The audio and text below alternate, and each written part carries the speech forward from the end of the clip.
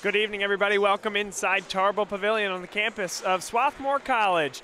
My name is Bob Long. So excited to bring you into our Garnet Sports Network studio at the top of the bleachers here in Tarbell Pavilion. This is going to be an unbelievable night of basketball, an old-fashioned doubleheader as the number 3 seed Ursinus Bears and the number 2 seed Johns Hopkins Blue Jays in the Centennial Conference battle it out for a chance to go to the conference final. That will be tomorrow night at 7 o'clock p.m.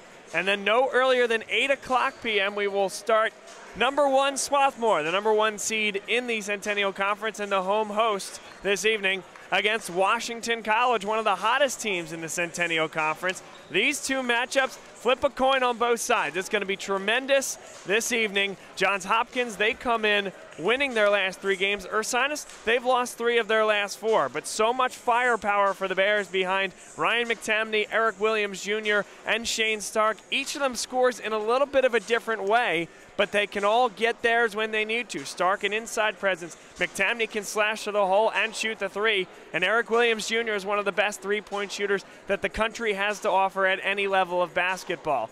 On the Johns Hopkins side, it's a defensive team first. And they are so strong defensively, it's going to be difficult for Ursinus to get that scoring going. Michael Gardner leads the team in scoring with 15 points per game and continues to light things up over the course of his career with the Blue Jays. He's going to be key for them to win. I also think Harry O'Neal and his ability to stretch the floor, the big man who can pick and pop with the best of them, that's going to be something that Johns Hopkins is going to have to lean on this evening. It'll be a tremendous night of basketball. We're about to get started here at Tarbell Pavilion. We'll turn your attention to the floor where Jacob Brady, the public address announcer, will get started with the introductions. Good evening, ladies and gentlemen, and welcome to the 2019 Centennial Conference Basketball Championship. Today's semifinal game is between Ursinus College and Johns Hopkins University. Ladies and gentlemen, please rise for the playing of the national anthem.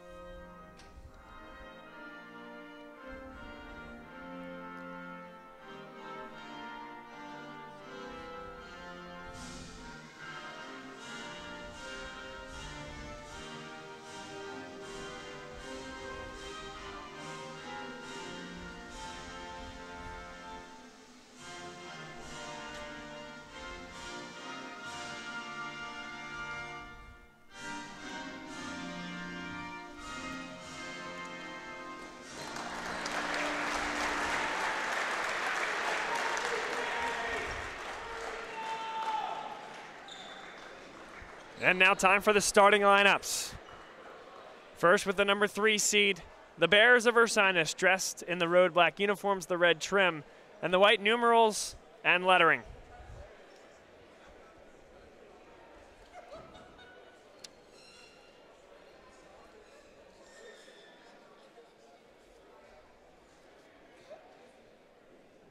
Ursinus comes in 15-10 on the year, 12-6 in the Centennial Conference.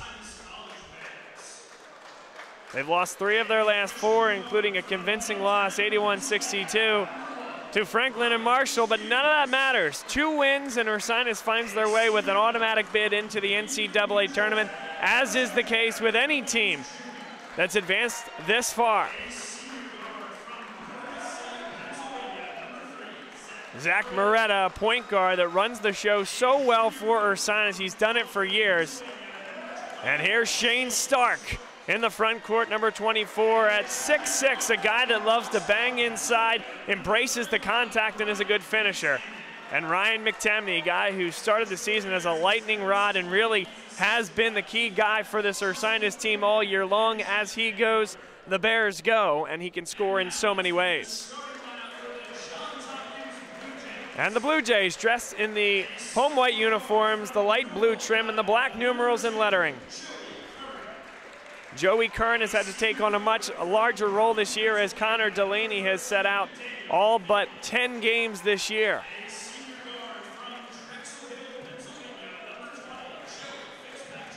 Joey Fitzpatrick, a good slasher to the basket. Daniel Vila was introduced as well, a physical guy inside. And here's Michael Gardner, 15 points per game. And when they need him to hit a big shot, he's there. Noah Ralby, number 25, the last to be introduced. My key matchup to watch here tonight, I always like to watch the big guys inside to see what they can do. Daniel Vila and Shane Stark, two of the more physical big men in the conference. No doubt that they're going to match up against one another. And I think who can win that matchup and control things inside is going to go a long way in determining who wins the basketball game.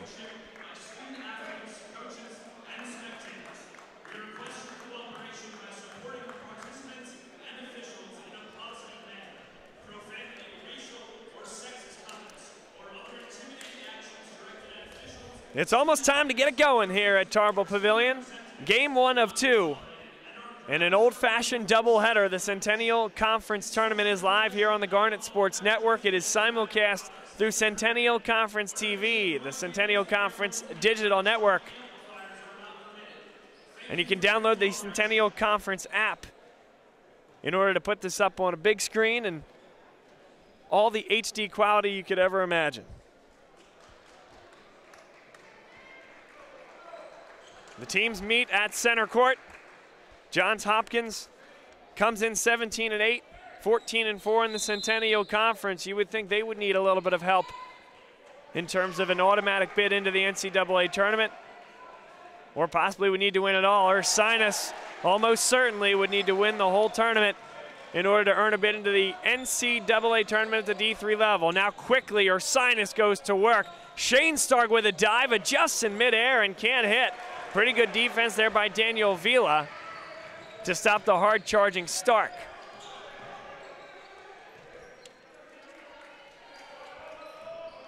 Now Joey Kern and Michael Gardner at the top of the key. Vila off a back screen. 14 to shoot as Ralby comes off a double screen. Vila, here's a back cut for Gardner. Good work just to catch that pass. Now he turns baseline, up and under, and a great finish.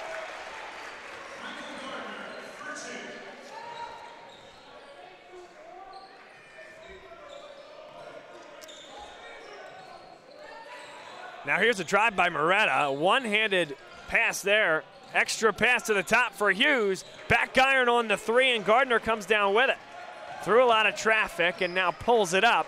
Hopkins didn't have the numbers. Vila had position inside. Now he gets it at the top of the key.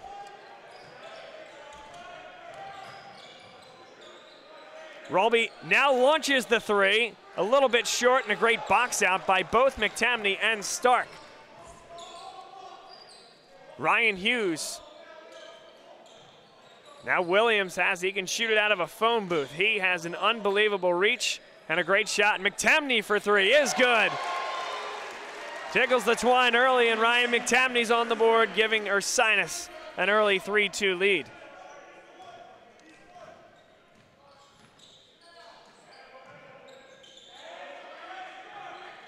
Vila at the top of the key looks for help.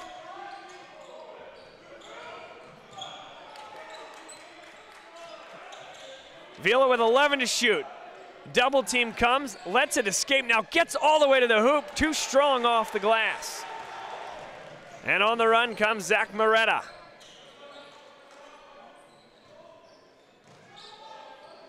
McTamney had trouble with the handle, 18 to shoot. Here's Hughes on the drive, gets all the way to the baseline. Skip pass for McTamney, back iron and long on that one. 1 for 2 from deep so far from Ryan McTamney. Fitzpatrick stops on a dime. Ursinus in the man-to-man defense as Vila holds it in the post. Vila keeps on that left pivot foot, now spins to the baseline, off the glass and good. And Vila already a little bit to say on his way back down the floor. Hughes with the handoff for McTamney. McTamney, an ambitious pass, does make it all the way over to Moretta. Stark, he spins. Ball's taken away from him. Good hands by Noah Rolby.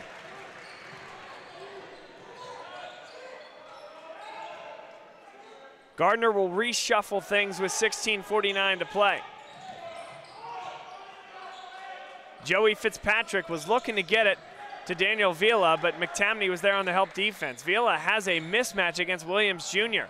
Now Rolby, and a great defensive play by Ryan Hughes, as the roll came from Rolby to the strong side block, and Hughes nearly beat and able to get the outstretched hand in. More luck. And Vila, with that strong spin, was able to put that one off the glass. Vila has it, 5 to shoot. Drives through Shane Stark, and a foul is called. So it wasn't called on the blow through. It was called, I believe, and indeed so, on Ryan Hughes, the 6'4" freshman. Kevin Small, understandably, is asking, where's the charge? Here's one more look, just drives that lower shoulder. That's a charge from where I'm sitting. Vila hits the first.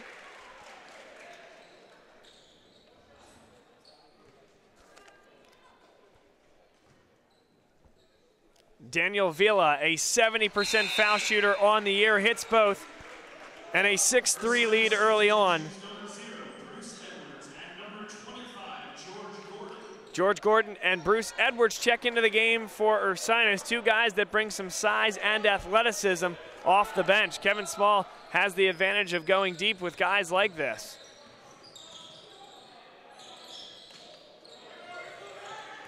Hughes on the drive. Gordon launches for 3. Off the front rim, brought down by Gordon, but poked right away by Joey Kern. Here's Rolby in transition. Kern gets all the way to the 10, shoulders contact, and is fouled. Ryan Hughes not going to like the call. That's his second. He picks up 2 fouls in 2 possessions. Ursinus foul number 1, Ryan Hughes, his second, team second. Joey Kern to the line, shooting 2.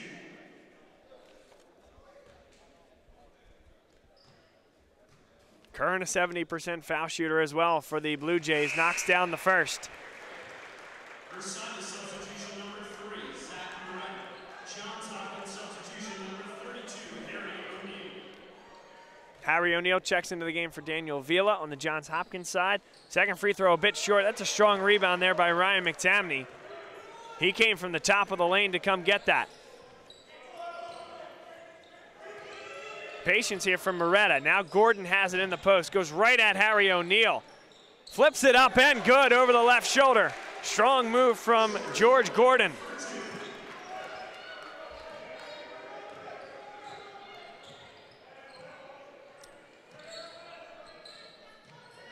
O'Neal off for Johnson. O'Neal in the post, pretty good passer out of the post. Gardner in rhythm for 3, no good. Came off that screen and a nice catch and pop, but could not finish. Now Eric Williams Jr., he can catch and pop it as well. Instead, he'll go all the way to the baseline. Good pass out for Moretta for 3.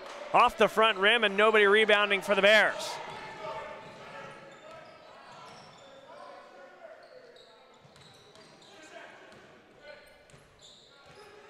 Johns Hopkins deliberate with the pace, trying to set up the offensive set in the half court. Rolby for 3, no good. O'Neal comes down with it. Kern spots up from the baseline and hits. And there's that second opportunity that Kern is able to deliver upon based upon the offensive rebound by Harry O'Neal. 5-point lead for Johns Hopkins early. Gordon at the foul line, drives on O'Neal, spins, gets a decent look up, and gets the shooter's roll. So George Gordon off the bench, providing some size, athleticism, and energy. He's got 2 quick buckets for 4 points. Gardner on the slip. Good defense there. Beretta took things into his own hands and got into the passing lane. Here's a drive by Edwards. Great look inside. And the two reserves hooking up. George Gordon finishes on a great feed from Bruce Edwards as he collapses the weak side defender. 10-9, Ursinus back within one.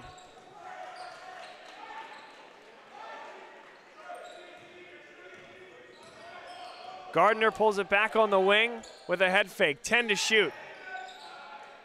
Rolby on a baseline drive, and it's blocked. Zach Beretta with a huge block. Bruce Edwards back the other way. Gordon, crossover and fire. Rebound out of bounds, last touch by Ryan McTemney, and it'll go back to Ursinus. Certainly you may look at that and say on the surface, not a high percentage look, and you'd be right about that, but Eric Williams Jr. has hit enough of those shots this year that Kevin Small is going to be okay with that look. He's a guy that can bail you out at the end of the shot clock, and if math is correct and numbers add up, you're likely going to see a type of shot tonight that you're not going to expect to go in. But because he is so good, he's going to find some twine, and now on an offensive rebound attempt, it'll be Fitzpatrick going to the line to shoot two as he went up and tried to tap that one up to the rim. Zach Beretta is called for his first personal. Jody Fitzpatrick to the line, shooting two.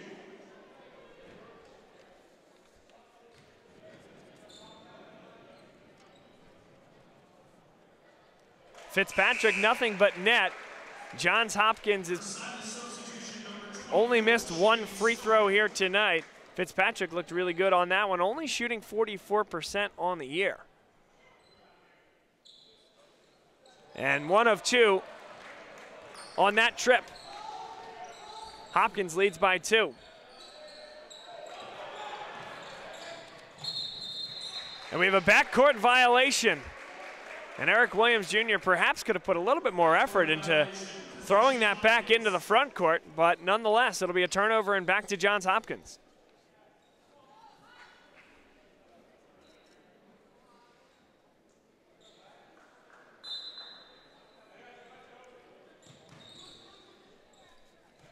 .12:55 to play. Fitzpatrick at the top of the key and a hold on a back cut.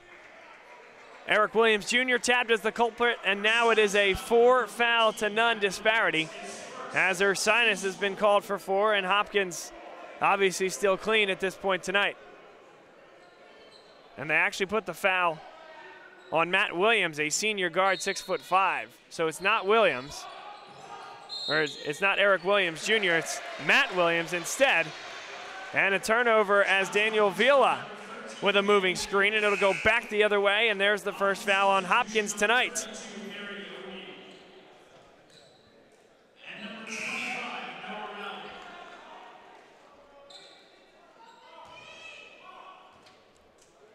An atmosphere here this evening reminiscent of the old school 12 o'clock Big East tournament game on Thursday, where you know there's more on tap after the fact. You got a great matchup between two great teams as Shane Stark dazzles on a drive and spin to the hoop. But still not that energy at this point when the home crowd, the Swarthmore College Garnet, will come in soon. Harry O'Neal trying to change that as he gets the Johns Hopkins folks on their feet with a 3 from the top of the key.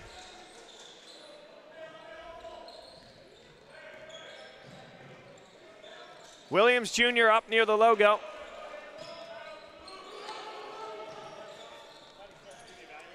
A back cut, drive from Williams off his knee and out of bounds, and that should be going the other way.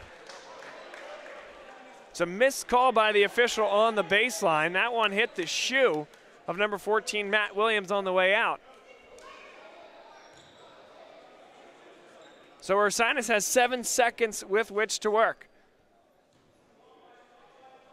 Beretta will inbound, finds Stark. Stark spins, goes over the left shoulder, and gets one kind of a shooter's roll. He's so good spinning and firing over his left shoulder. And there it is again.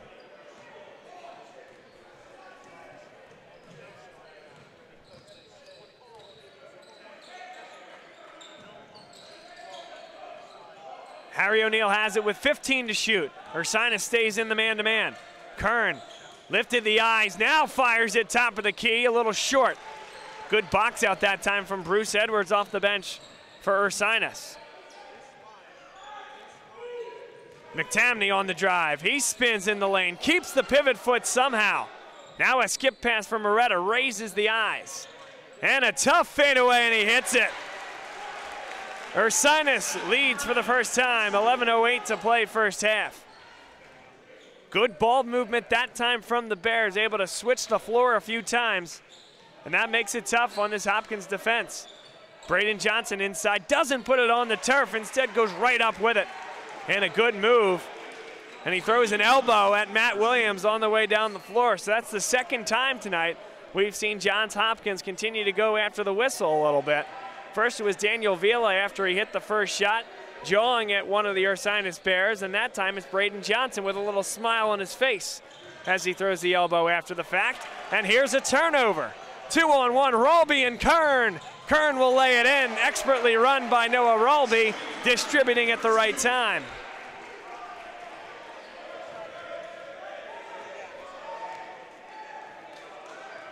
Johns Hopkins has changed up the defensive look. Second consecutive possession that they've gone with the 3-2 zone look. McTamney lets him fly by.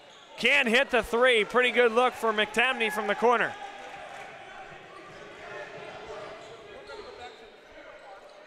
O'Neill gets his defender in the air. Pretty good recovery by the Bears defense. Fitzpatrick to the hole. He got Matt Williams looking for a high ball screen. Fitzpatrick says no thank you. And as soon as the eyes of Williams turned, he drove it to the right and beat him to the block. Shane Stark, too strong off the back iron, but that's a great look to the center of that zone.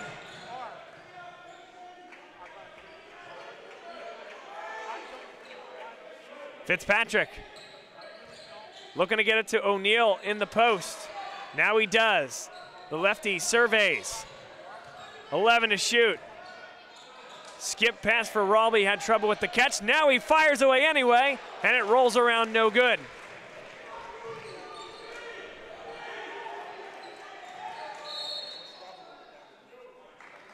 Timeout called on the floor. 8:59 left to play in the first half. You're watching the Centennial Conference Tournament, game number 1. Ursinus versus Johns Hopkins here on GSN simulcast on the Centennial Conference Digital Network.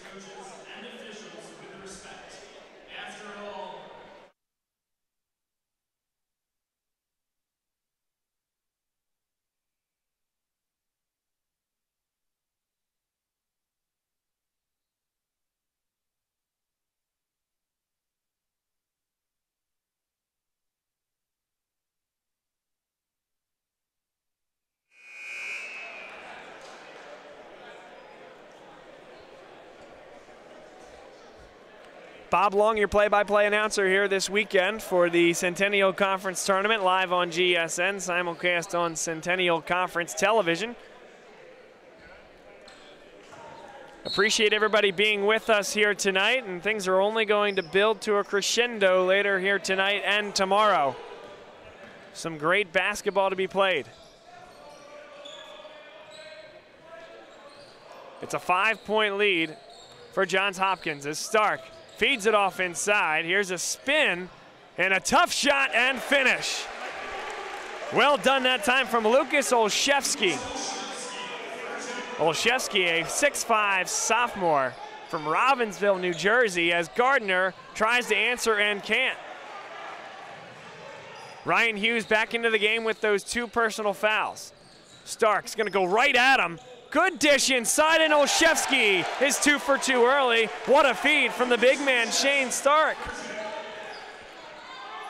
And that footwork was exquisite to avoid the contact. Ursinus now into the 2-3 zone. They change up their look out of the timeout. Kern on a double team. Here's a 3. Boy, a painful looking shot going up from Alex Shackney, a shot put. Now a drive from Hughes, adjusts in midair and hits the shot off the glass. Ursinus leads again, 21-20.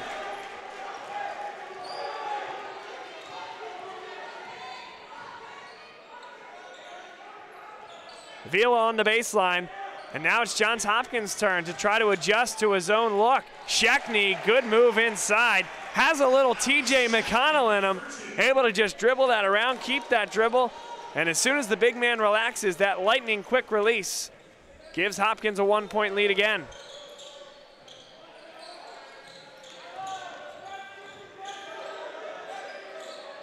Stark with a handoff.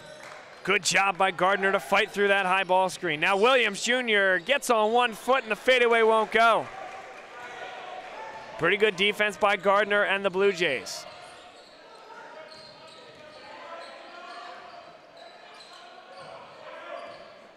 O'Neal fires it from the top of the key and hits it again. Another 3-point basket for Harry O'Neal, and he's gotten very proficient with that lefty stroke from deep down the stretch.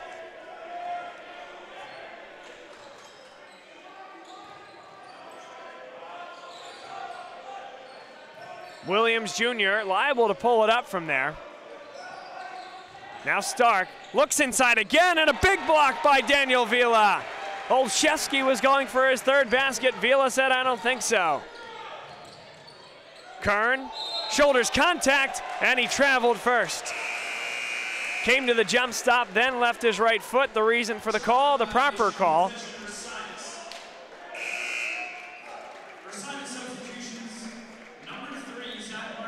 One more look a few possessions ago. What a move by Stark and a finish by Olszewski for Ursinus.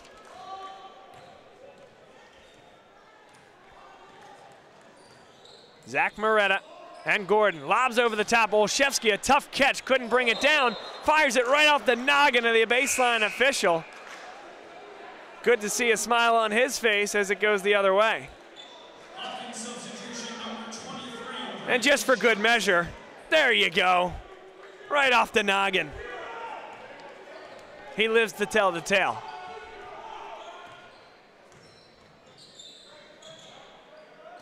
Vila finds Ralby. Could have been a moving screen there, certainly wasn't called. Now Joey Fitzpatrick spins to the baseline, lets him fly by, and then is fouled by Lucas Olszewski. Great move by Fitzpatrick, and he will shoot 2 at the line. Fitzpatrick, the pride of Malvern Prep, right down the road here in Philadelphia. Olszewski just his 1st personal foul. Fitzpatrick misses the 1st. Mentioned him as a 44% free throw shooter earlier in the telecast. He's 1 for 3 thus far tonight.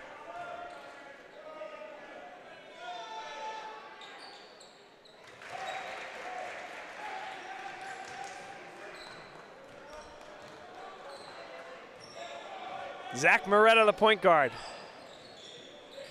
Hopkins back into the man-to-man defense. They've switched into and out of this man defense here tonight. McTamney on the wing. Here's a drive. Just a little bit of a discard, a step back. And that's sweet from Ryan McTamney. Cuts it back to 26-23. Sometimes you can get away with just enough of a little push as long as you're not extending that forearm. Now more pretty good defense inside. McTamney on Fitzpatrick, got nowhere to go. Great defense by Moretta as well. The double team, and he elicited the turnover.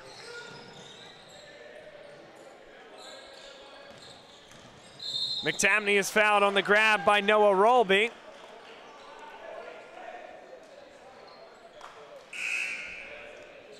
And they're actually going to give this one to Joey Fitzpatrick, it appears. I didn't see that one to Fitzpatrick. I thought it was to Rolby. That's Fitzpatrick's 1st, team's 2nd. McTamney gets into the lane. Great body control and gets it to almost go down. That was halfway down and somehow found a way off the rim. Now Rolby. That one will fall with some English.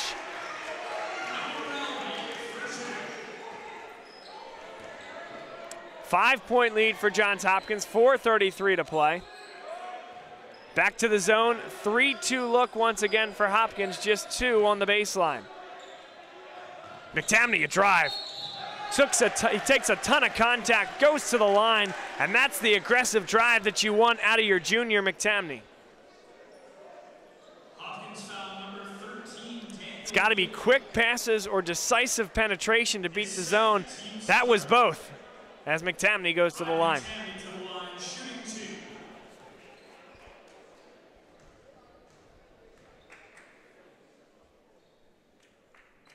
McTamney, an 80% foul shooter, goes to the line in between 3 and 4 times per game. He's taken the most foul shots of any Ursinus Bear this year and has been quite proficient when he gets there. 1 of 2 this time for McTamney, 4:20 to play. We've gone back and forth here this evening.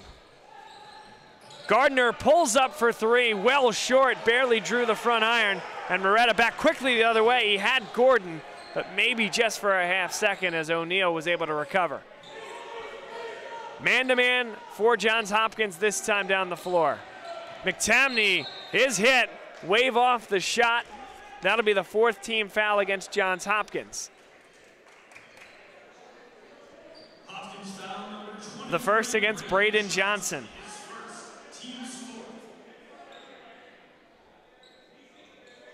Correction, foul is on number 20, Joey Fitzpatrick.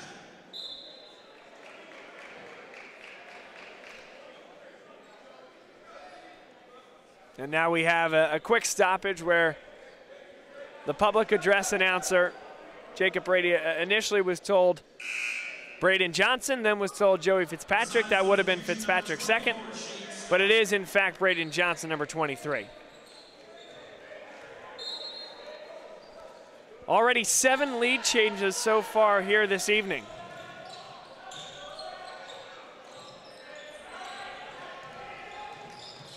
Here's a dish off. Pretty good catch by George Gordon, and again, it's halfway down. The iron unkind here at Tarbell. Gardner in rhythm. Back iron, no. Tipped down, and here comes Williams Jr. Eric Williams off for Moretta, and they'll slow things down.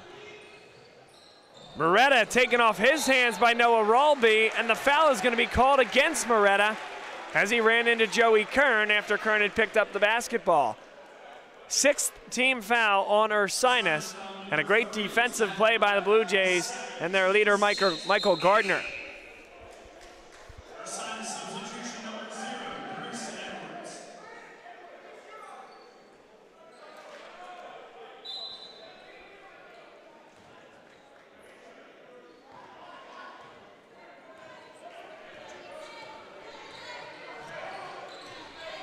Still a 4-point lead for Hopkins.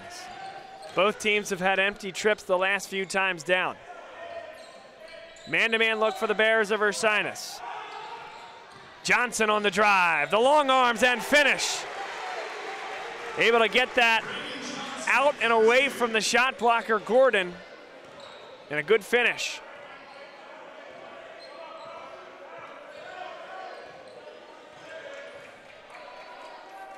Back to the zone look for Hopkins.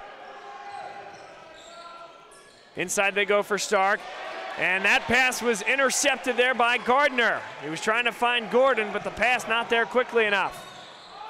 O'Neal tees it up from his favorite spot and a little bit short that time. Ursinus has had a lot of empty trips in a row, need to find something. Still only trail by 6. A low-scoring affair here at Tarbell. Williams for 3, good. Kevin Small wants a timeout. Eric Williams Jr., perhaps that opens up the zone a little bit. You don't need to guard Eric Williams at the 3-point line. You need to guard him well beyond the 3-point line. As proficient and as free of a 3-point shooter that the league has seen in a long time. He and Brandon Federici, who played last year for Franklin and Marshall, have similar ranges and similar abilities. Full timeout on the floor. 30-27, Hopkins leads, 2:10 to play here on GSN and the Centennial Conference Digital Network.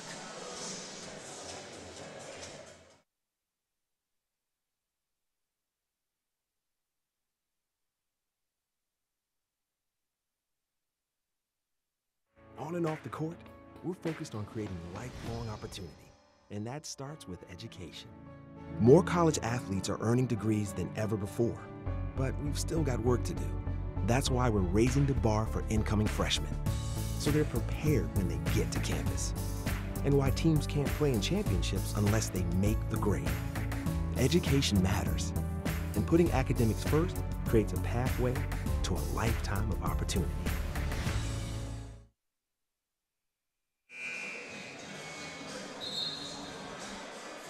For Ursinus early, it's been balanced on the way to 27 points. George Gordon with 6. He came off the bench. Ryan McTamney also tied for the lead with 6 points. Shane Stark has 4. Lucas Olszewski has 4. Zach Moretta with 2. Hughes has 2 as well. And Eric Williams Jr. with that 3-point shot just before the timeout on the scoreboard for the first time.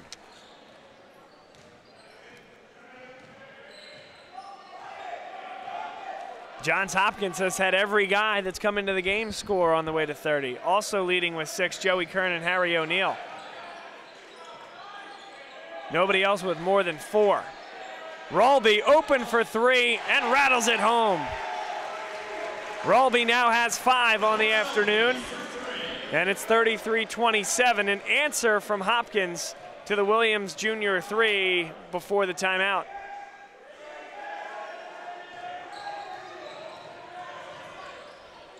Olszewski, a good catch inside, good head fake.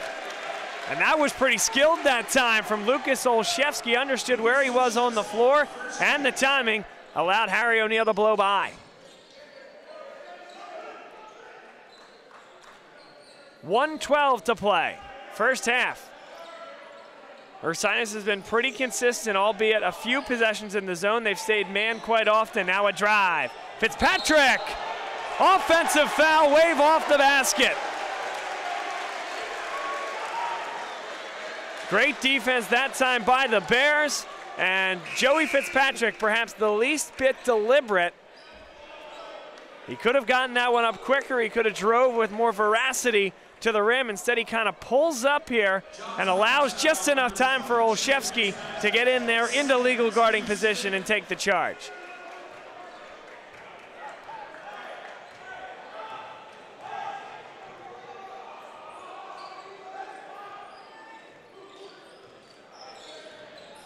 Stark with it at the elbow. What a spin inside.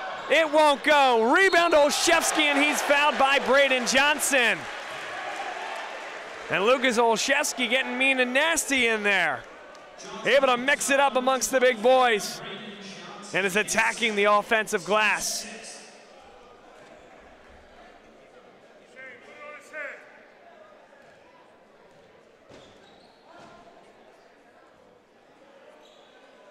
And how about that roll? Olszewski with a big smile after that one goes through the cylinder.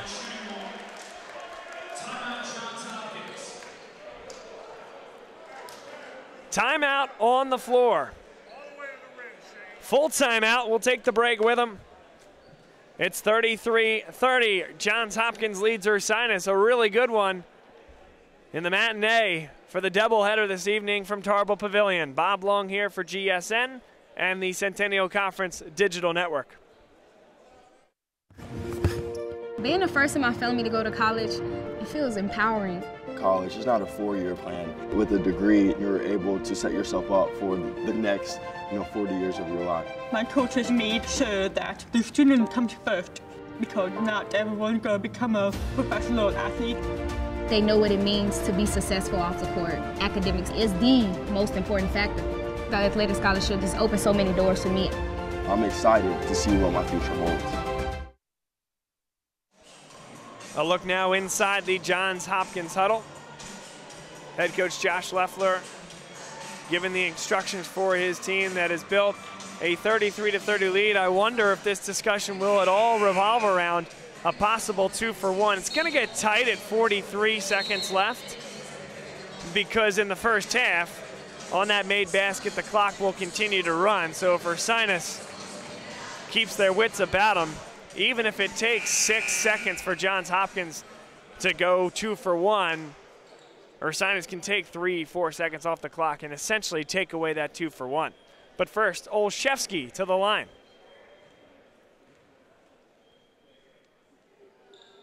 Olszewski hits the free throw. It's down to 2. Ralby comes up with a full head of steam, like he's ready to go for 2 for 1. And that opportunity has now been taken away. So now Hopkins has the opportunity to wait and get their best shot. A roll from O'Neal, that's a high percentage look. Simple two-man basketball, committing the second help defender for Ursinus, and a clean slip to the hole for O'Neal. 14 seconds left. Ursinus has an opportunity to cut it to 1 possession. Williams Jr. looks for help. 4 seconds left, tough shot, no good, brought down by Ralby, down to 1 second, fires one at the horn, well strong, and that's the end of what's been a very impressive and entertaining first half here from Tarbell Pavilion. Johns Hopkins 35, Ursinus 31. The Blue Jays of Johns Hopkins shooting an even 50% from the field, 13 for 26, and Ursinus 46% at 13 for 28. Rebounding battle has been won by Johns Hopkins, 17 to 14, but only 2 offensive rebounds for Hopkins to 1 for Ursinus. Both teams cleaning their glass relatively well. How will this game open up as we move forward into the second half? Excited to answer that question with all of you over the next 45 to 50 minutes. But it's halftime here at Tarbell Pavilion, and you are watching the Centennial Conference Tournament. Game number 1 of 3 and game 1 of 2 here this evening. Live on GSN, simulcast on the Centennial Conference Digital Network. Bob Long here is your play-by-play announcer, Brandon Hodnett my producer, and we'll be right back.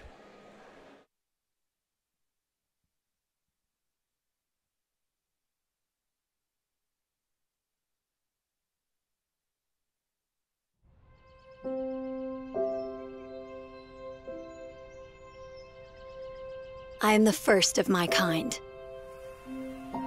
I am fluid. I am changing. From A to Zach and everything that happens in between, I am ready. I'm making each moment my own. I am both researcher and rock star, athlete and action hero, realist and dreamer. I am Ursinus. I am the bear. Born at the intersection of reality and fiction. I'm only writing down the rules so I can break them. Define me at your own peril. Giving it my own slant. Rounding off all the corners. Learning new things at every turn. And between you, me, and the Grizz, it's all taking shape in front of me. Am I the same as when I got here? I'm not even the same as I was 10 minutes ago. And that, my friend, is exactly the point. Because tomorrow is happening right now. And the day after that is what I'm interested in. I am change personified. Ursinus College. We shape minds that shape the world.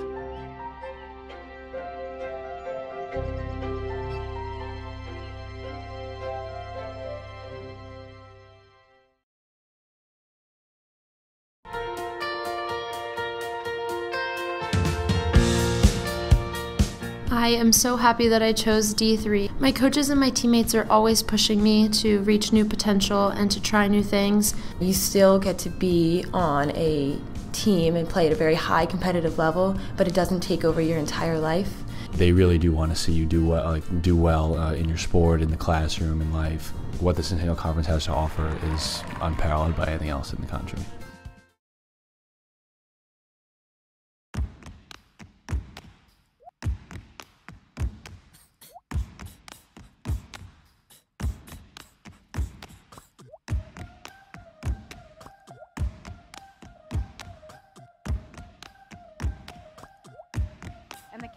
can. So this is what you meant when you said that you were spent.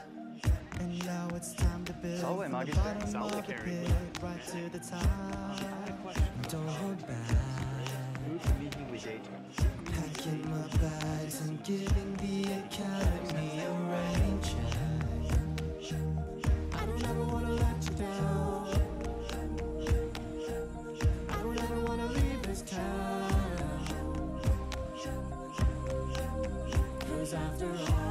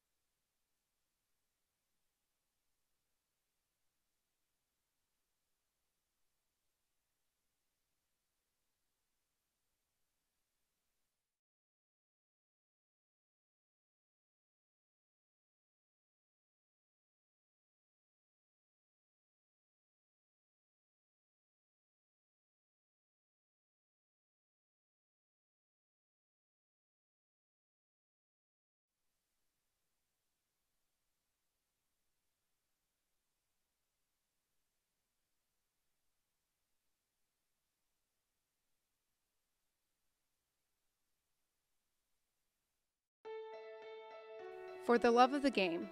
That's what it's all about, they say. But for those of us who are Division III student athletes, it's more than that. It's more about team and the schools and communities we represent. And for the many of us blessed with the strength to compete in sport at the college level, we understand that with what we were given comes a special obligation. Our obligation to help those who have their own special needs and whose love for the game is no less intense. That is why NCAA Division III teamed up with Special Olympics. Since August of 2011, we and others from Division III campus communities have volunteered more than 250,000 hours, time away from the classroom and practice field, reaching across the country to coach and mentor Special Olympics athletes. And to learn that in giving, we receive so much more in return. Help us keep that dream alive. Be part of it. Get involved. You can make a difference.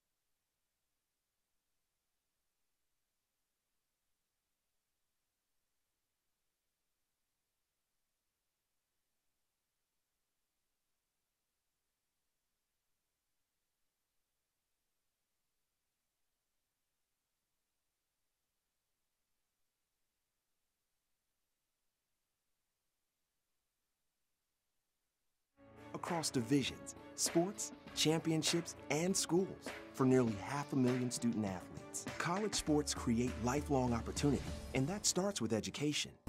We've raised the academic bar, so more are earning degrees, creating healthier campuses by working with the nation's brightest minds, and making sure more have the chance to succeed and are supported on their journey. But beyond the numbers, it's about opportunity, and we're working to provide it for every student athlete.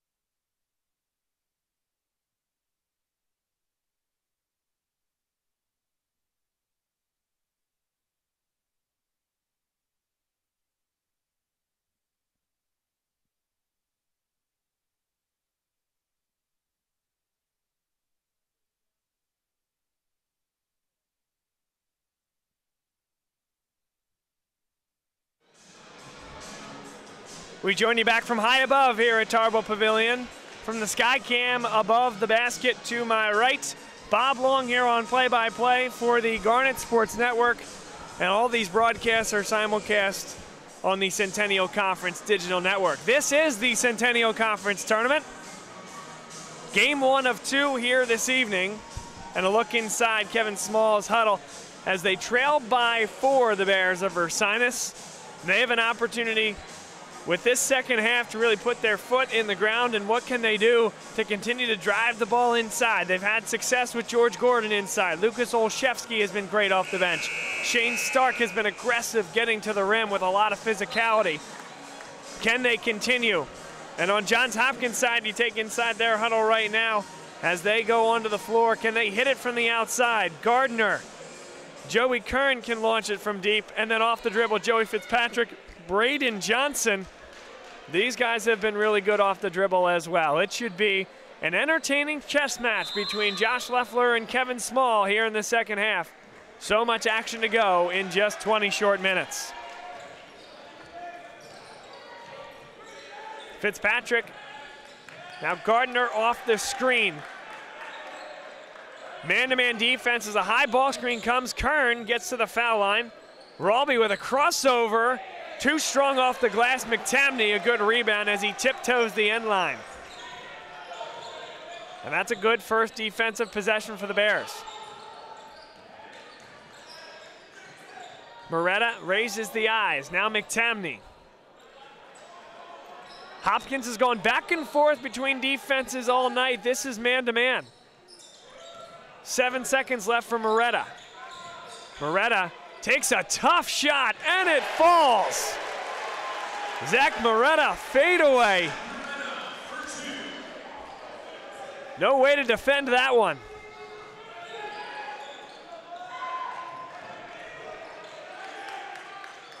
A back screen pretty well defended by Ursinus. Now Gardner has it and they get the switch. Extra pass to the corner. Fitzpatrick launches and hits. Nothing but net for Joey Fitzpatrick. Good extra pass from Noah Rolby, and it's 38-33.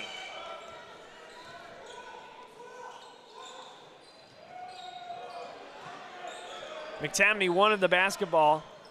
Fitzpatrick making it tough, and now that's tipped. Rolby got just enough of a touch. Kern in rhythm for three. Not even close, well short. Moretta came down with it. Leffler wanted to travel, but he never had possession of the ball. Leffler seems appeased with that explanation, and now Vila a steal on Stark. Good defense by Moretta. Ill-advised pass that time from Gardner. Turnovers abound. That one knocked away by Joey Fitzpatrick. Ursinus to get the basketball with 24 on the shot clock.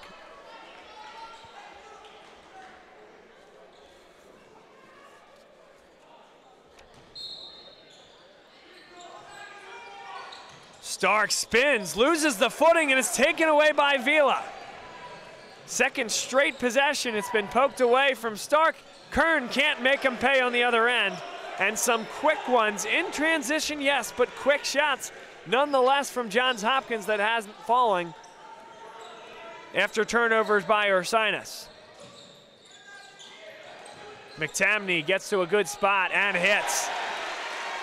That's pretty controlled from the junior Ryan McTamney, understanding that the defender was flying by and that there was help if he drove any further. Got to a really nice mid-range spot. The mid-range game is not dead here in basketball. And Ursinus cuts it back to three. Vila, that dribble went very high. He puts it up on the rim and it won't fall. That one went halfway around. Now Ursinus is going to slow things down 3 minutes into this second half. McTamney on the drive, shouldered some contact, and a great floater. And he's a guy that if he can get hot, can make things difficult on the opponent.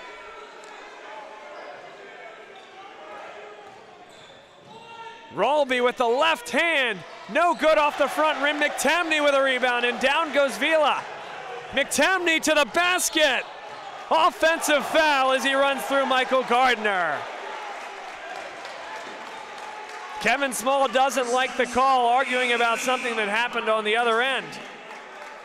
But on that one, Ryan McTamney wasn't even looking. Gardner was set up. Even if he doesn't hit him straight on, McTamney's out of control. That's the right call.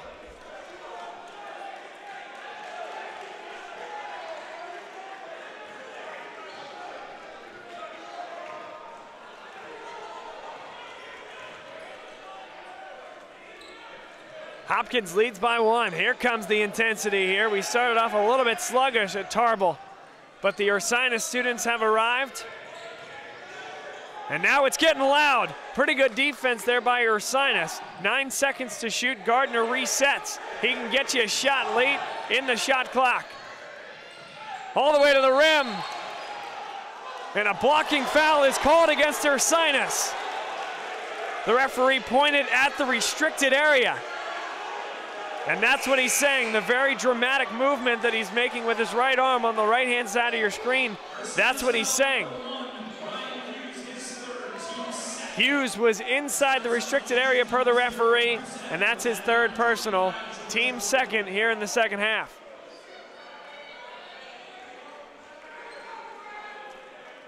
Fortunate for Hopkins here as well. That was right at the tail end of the shot clock. There was 2 ticking down to 1. Now inbounded to O'Neal in the post. Patience as he spins to the middle of the floor. Exquisite finish that time from Harry O'Neal.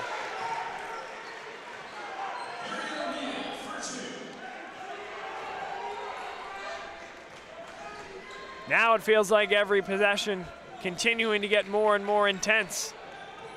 Hopkins a little bit out of position in this zone. There are some gaps here, an opportunity for Ursinus, and Ryan McTamney taking advantage and heating up. 6 straight for Ryan McTamney. And he has 12 on the afternoon. Rolby with a drive, gets inside.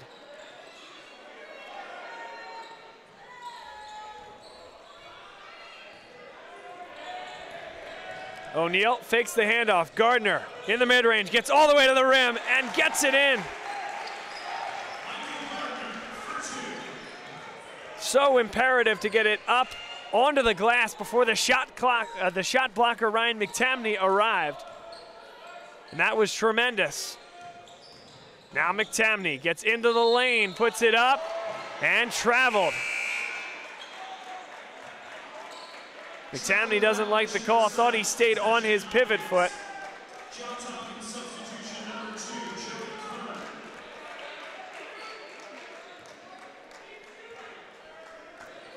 .14:44 to play, second half. Hopkins and Ursinus both need a win here to keep their NCAA hopes alive. Hopkins, could they be on the far edge of the bubble? Even with a loss in tomorrow's championship game?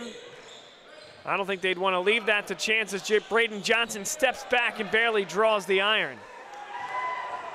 I would say to be safe, both these teams would need the automatic bid by winning the conference tournament to get to the NCAA tournament here at the Division III level.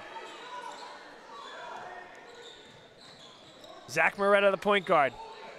Now they're going through McTamney every possession. Tough shot for McTamney, no good. He got a pretty good look at it after working really hard. And just at the moment of truth, couldn't find the cylinder. Gardner in rhythm. No good. Moretta brought it down and is fouled by Joey Fitzpatrick. That's the first team foul against Johns Hopkins here in the second half.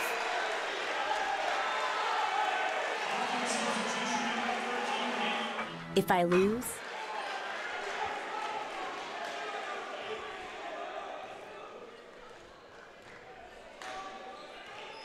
Johns Hopkins 42, Ursinus 39. A good one here at Tarbell Pavilion.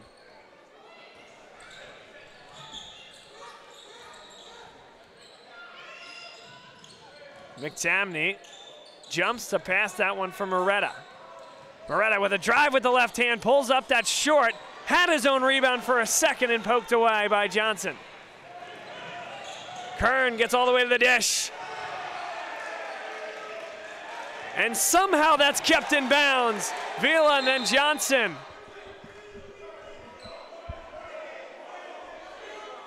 And now the shot clock was late to reset.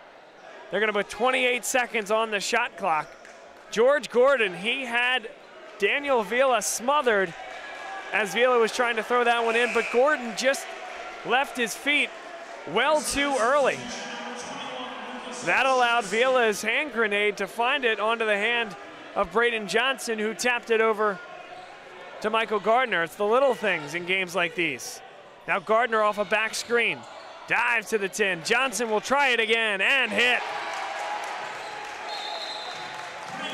Timeout called with 13:03 to play. Johns Hopkins 45, Ursinus 39. 30-second timeout on the floor.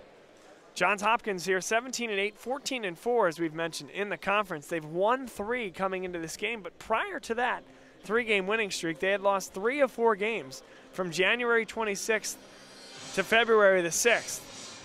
They're 1-2 on neutral floors as well are the Blue Jays, but and that's one where you look at the sample size. They played very, very difficult games as they went out to the Midwest and played Wisconsin-Platteville in a non-league game over the holiday and played 2 very difficult teams. Whitworth as well was in that. Whitworth is not ranked, but those are 2 teams that year after year produce strong programs, and Hopkins has challenged themselves. So I don't put a ton of stock into that 1-2 record on the neutral floor. On the Ursinus side, we mentioned the struggles of Hopkins a little bit less than a month ago. Hopkins is, or I should say Ursinus is struggling right now. They've lost 3 of their last 4 heading into this conference tournament, including a nearly 20-point loss to Franklin and Marshall on the last day of the regular season. Olszewski has it taken away. Kern's on the floor first, comes up with it. Rolby. Johnson will try it again in rhythm. Good. Johns Hopkins with the extra effort, winning the 50-50 ball.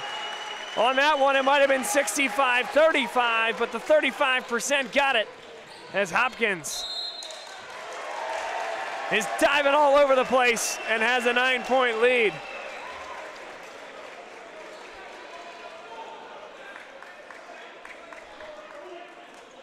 Braden Johnson, you saw the tail end of that shot there. He's starting to light it up from deep, and the full timeout is here on the floor. 12:19 to play, second half. Johns Hopkins has stretched the lead to 9, and you're watching the Centennial Conference Tournament on GSN and the Centennial Conference Digital Network.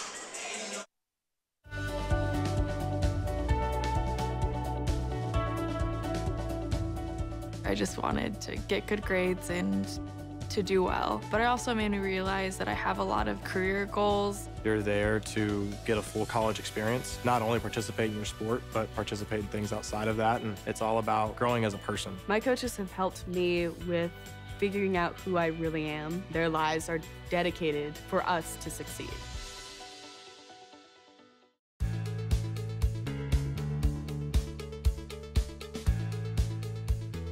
Being a part of the different activities and organizations that I've been a part of, I'm actually able to see myself where I'm like, hey, I actually can make a change. I'm one person that can make a difference. Division III has helped me to develop teamwork skills, critical thinking skills, time management skills. It's not just about basketball, or it's not just about school, it's about developing yourself as a person altogether.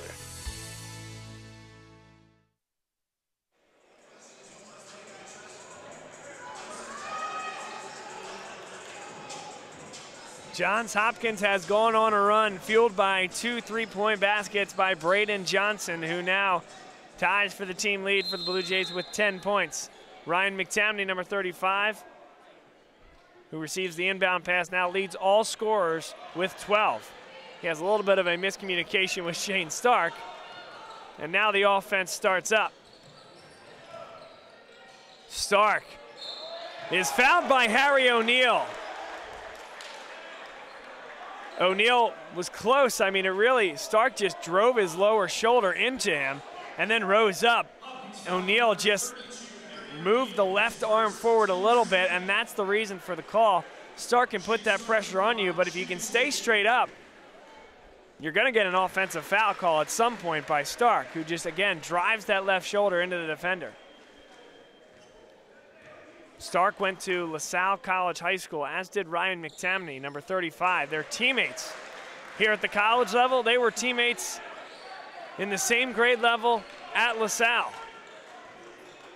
Two great players on that program, a program that just last night won a game in the semifinals of the Philadelphia Catholic League at the Palestra, advancing to the final against Roman Catholic. I know those guys were keeping an eye on that one last night. It's Michael Gardner finishing over Zach, or I should say over of Shane Stark.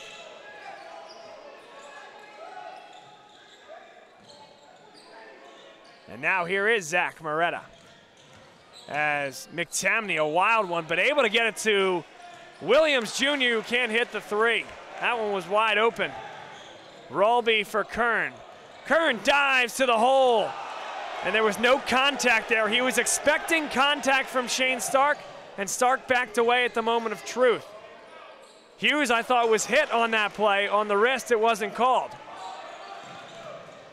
Kern in rhythm for three. And again, nobody rebounding there. It looks good if it goes in, but Hopkins in transition had nobody rebounding on that three-point attempt. McTamney on the drive. Rolby squares him up, he turns and hits. And Ryan McTamney starting to feel it from the mid-range.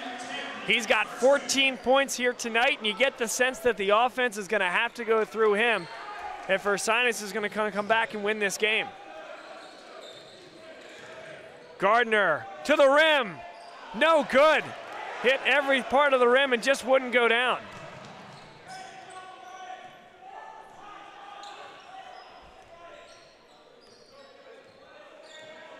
Man-to-man defense for Johns Hopkins. They've been this way the majority of the second half. The lob, what a catch inside by Ryan McTamney.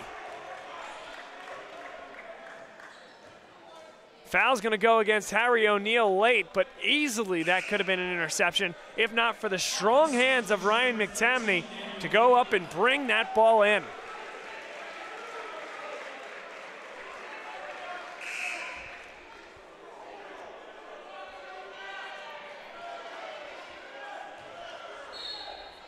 Ursinus will inbound it here, looking for McTamney. Instead, it's going to be Eric Williams Jr.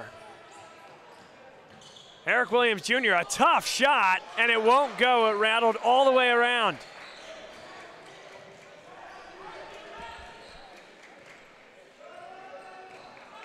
Past the halfway mark of this second half, Johns Hopkins, a 7-point lead as Ralby runs things. Now off a back screen is Gardner. They get the switch onto Ryan McTamney. O'Neal, skip pass, throws it through Vila. He thought Vila was going to stay on the baseline beyond the three-point line. Instead, Vila was cutting. McTamney spots up for three, too short.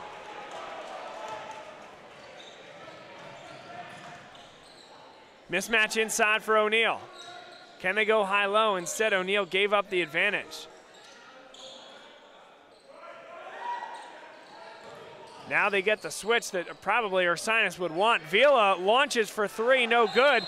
That's a great box out, but the foul's going to be called against Ryan Hughes. That's his fourth personal foul, and I did not see a lot there. O'Neal was obviously working hard to get around it. I thought Hughes had great position, maybe just the curl of that right arm there in front of the official, but man, that's a big call any way you slice it. Hughes picks up his fourth. Now O'Neal inside, he's fouled by Moretta, and that one was a foul. That one clearly was right across the wrist. Moretta doesn't like it. You can take umbrage with the first one. That one's a clear foul. That's the third for Zach Moretta as well. So again, 9 minutes left. 3 fouls can become an issue at this point in the game. O'Neal hits the first. Harry O'Neal comes in shooting 77%. Believe it or not, that's second best on the team, only behind Braden Johnson.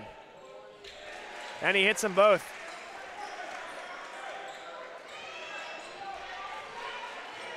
Nine-point lead with 9 to play.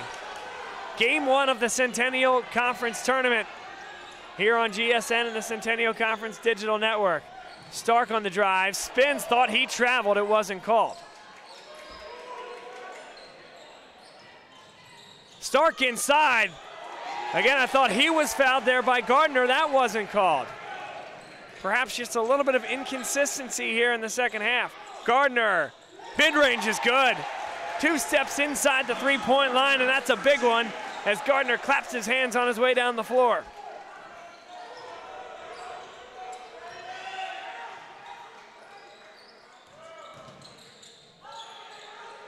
Williams Jr. tees it up for three. That one pops over the backboard and out of bounds.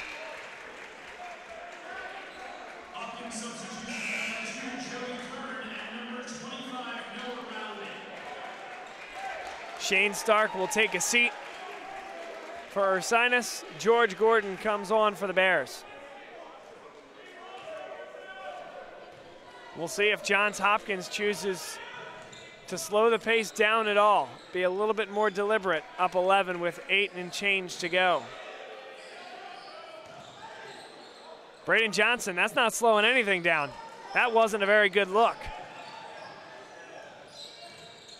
McTamney given a good look, instead drives to the 10, throws up a wild one, no good. He went for the high scoop.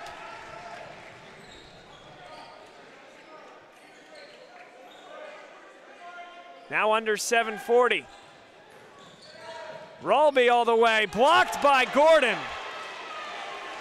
George Gordon gets up high and reaches for the rafters. McTamney in rhythm, need it. A little bit short. Would have been a big three there for McTamney, and another quick one shot and out possession for the Bears.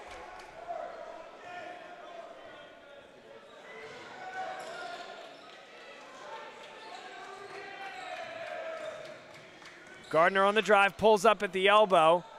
Rebound by Moretta. Strong rebound inside. And again, they're getting some stops, Ursinus. They just need points.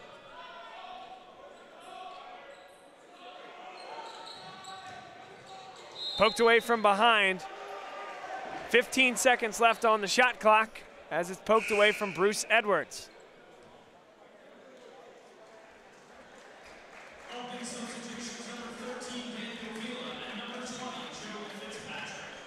Let's see if Kevin Small can design some sort of play out of this timeout, or out of this out of bounds, but they kind of just go into their normal offensive set. Gordon to the basket, too strong. McTamney taken down, and it's down to Gardner. Another empty possession for the Bears.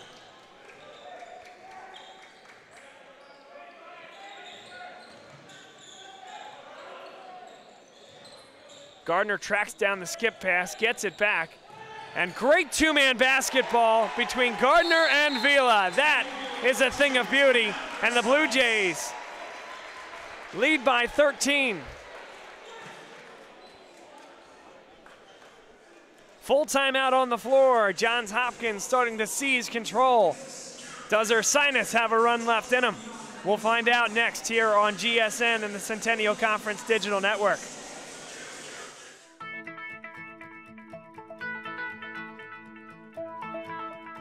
College has given me the flexibility to pursue my passions and my interests, and I've recreated my identity for myself aside from just being an athlete. My greatest personal discovery has been that I am capable of doing things that I didn't know I was capable of doing. To be able to study what I wanted to and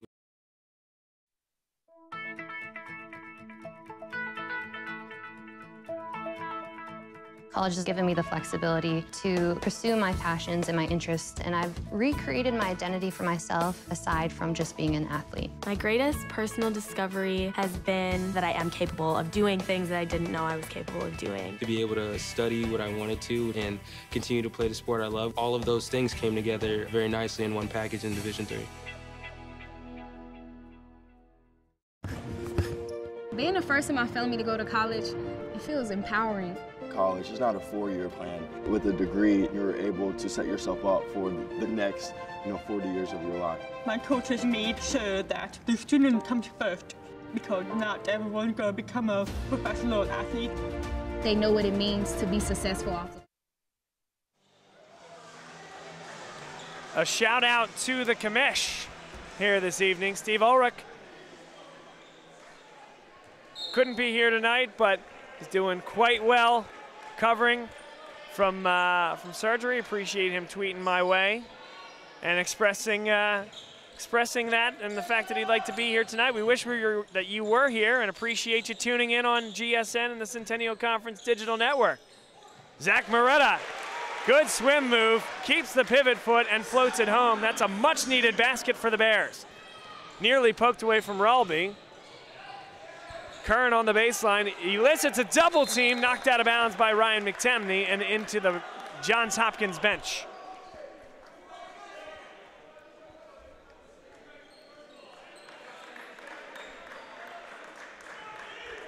Getting near crunch time here at Tarbell Pavilion. 5:50 to play. Gardner having trouble getting it in, and Ralby is the safety valve. Now Gardner off the ball screen. Vila wanted the ball inside. Now he gets it at the top of the key, 6 to shoot. Gardner, a three blocked. Edwards, and now a tough shot from Vila. What a play by Bruce Edwards. So Ursinus, they're continuing to get the stops they need. Can they create the looks inside? Gordon is fouled. That's a late whistle that comes against Daniel Vila. I do think it's the right call on the poke from behind. But he knocked it away from Gordon.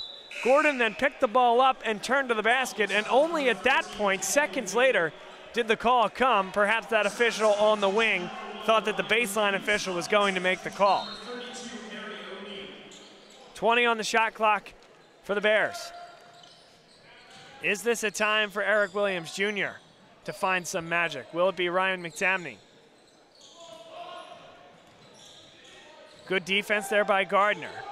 5 seconds left. McTamney shoots the three, a high arcer, and it finds a home. 8-point lead now for Hopkins. Ursinus scratching and clawing. Still 5 minutes to go. Plenty of time for the Bears, especially with the stops they've been getting in recent possessions.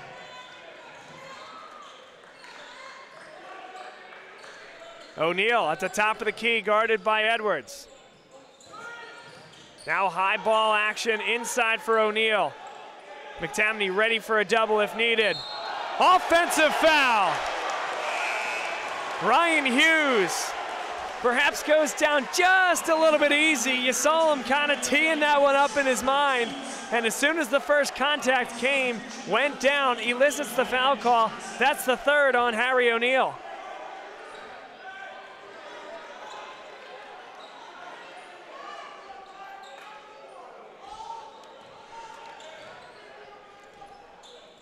Big possession here. Edwards all the way to the 10. He's fouled by O'Neal. That's 4 fouls on Harry O'Neal. 2 fouls in 2 possessions. And Edwards will shoot 2 at the line. That was dangerously close to a travel. And you'll see it on possessions like these sometimes. When a player is knowing that he's about to get jumped on. Here it is. Let's watch these feet. And I do think he did a great job of keeping that left foot still. Sometimes you'll see almost bracing for impact when something like that happens. So give Bruce Edwards a ton of credit for keeping that left pivot foot on the ground on a play where a lot of other players might have traveled before Harry O'Neal came crashing in. However, to cash in, you're going to have to hit some free throws. He misses the first. And he misses both. Doesn't follow his own rebound, and Ursinus gets nothing out of that possession.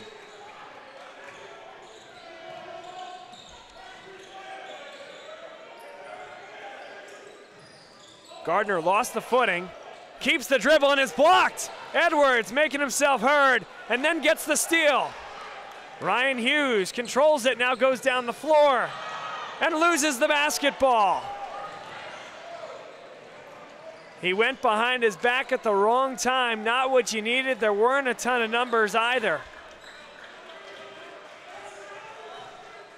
Ill-advised play from a freshman guard, and now given right back by Johns Hopkins.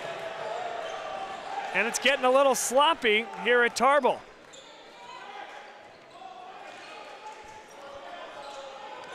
All things considered, that plays to Ursinus' benefit. So they want to make this game ugly down the stretch. Williams Jr. pulled away by Ralby. Great defense, and he goes to the rim. Good finish. With Zach Moretta hot in pursuit. Such active hands from this Hopkins team that now transitions back into a matchup zone. Williams Jr. is fouled by Michael Gardner. That is the 7th team foul, an opportunity for Ursinus to score with the clock stopped. All you can ask for if you're a member of the Ursinus Bears team. Have to convert here on this front end.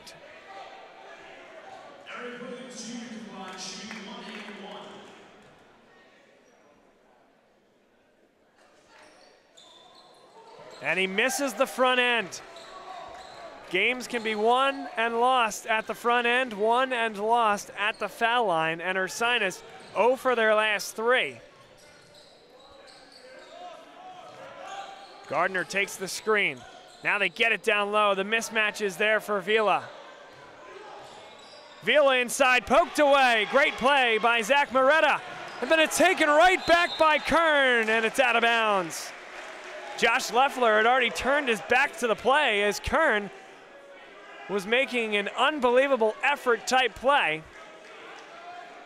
And now Leffler scuffs up the baseball for Ursinus before handing it back to the official.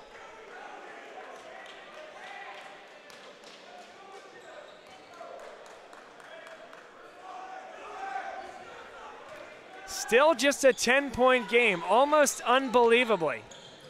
Ursinus still with a chance, counted and one. Ryan Hughes to the basket, and that's exactly what the doctor ordered. Down to 8 and an important free throw coming up. Hopkins foul number 24, Michael Gardner, his second, team's 8. Another look as he kind of lulls Kern to sleep and gets to the basket. A little bit of contact from Gardner. That's only his second, team's 8th. And Ursinus opens up the cap on the rim from the charity stripe. It also allows them to set up their full court pressure. Ralby is across the timeline.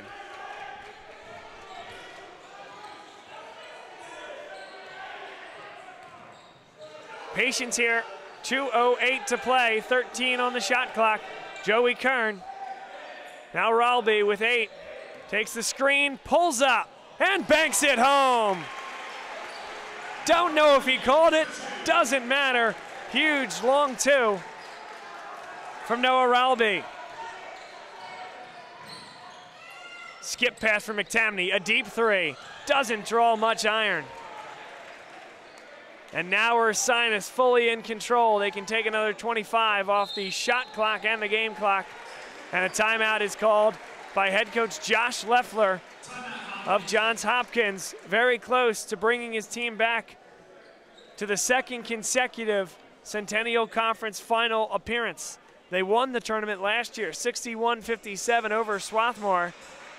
And here they return to the same building. The Centennial Conference is here for the 3rd time in 3 years. Finding a second home here in Swarthmore, Pennsylvania.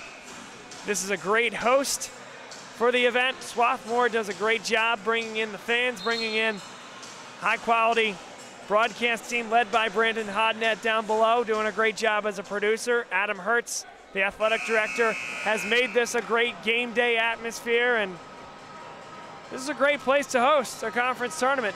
Johns Hopkins feeling at home right now on a neutral site with a 9-point lead over Ursinus.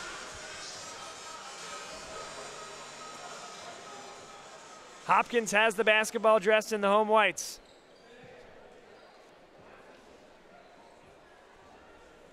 And we have a stoppage at the scorer's table, the official having the discussion, I think, to make sure that they understand both where the clock needs to be and perhaps where that last foul came. So we're ready for action again. Joey Kern to inbound. And the buzzer went off and no whistle. We're just going to continue on like nothing happened. That's a kick ball, Bruce Edwards. And that should reset the shot clock to 20, should it not? On the kick ball, less than 20 seconds. Nonetheless, it's at 16, now counting down. Gardner off the screen, guarded by Stark. 7 seconds. He'll launch the 3, in and out. Williams Jr. now. Will he launch the 3 on the other end? Eric Williams Jr. pulled away and he's fouled. With 1:05 to play, 2 essential foul shots upcoming. Another look, just dives to the rim there, and the moment of truth, it was Braden Johnson who got his hand in there. 30-second timeout on the floor, 1:05 to play. Worth mentioning, only 4 fouls committed by the Ursinus Bears. So not only do they have a foul to give, they have 2 fouls to give before Johns Hopkins would get into the bonus situation. So fast forward ahead of these 2 foul shots for Eric Williams Jr. Ursinus is going to have to go for a quick steal. And at that point, you're going to have to start fouling. And you're going to have to foul twice and then a 3rd time before Johns Hopkins will be able to shoot foul shots. Those 2 fouls to give will put you at 6. So 3 fouls here before Johns Hopkins will shoot. And will Ursinus, how long can they afford to wait to go for a steal, to try to double team before they start fouling? No doubt part of the reason for the 30-second timeout called by head coach Kevin Small. Eric Williams Jr. hits the first. Ursinus substitution number 35, Ryan McTamney. Give Ursinus credit for hanging in this game, but they're going to look back at that 6 or 7 possession streak where they just couldn't find the basket after they elicited 6 straight stops against Johns Hopkins. Williams fouls Ralby, but still a long way to go there. Give Hopkins a lot of credit for keeping Eric Williams Jr. at only 5 points here tonight. Those 2 foul shots that he just hit and a first half 3. He's 1 for 7 from the field, and this is a guy that came in averaging 16.6 points per game. They didn't call the foul there. Apparently there was an issue with the clock before it was inbounded, so still 5 fouls for Ursinus and no time came off the clock. Williams Jr. fouls Noah Ralby. 2 seconds came off the clock there, 1 minute exactly left in the game. Hopkins substitution number 20, Joey Fitzpatrick.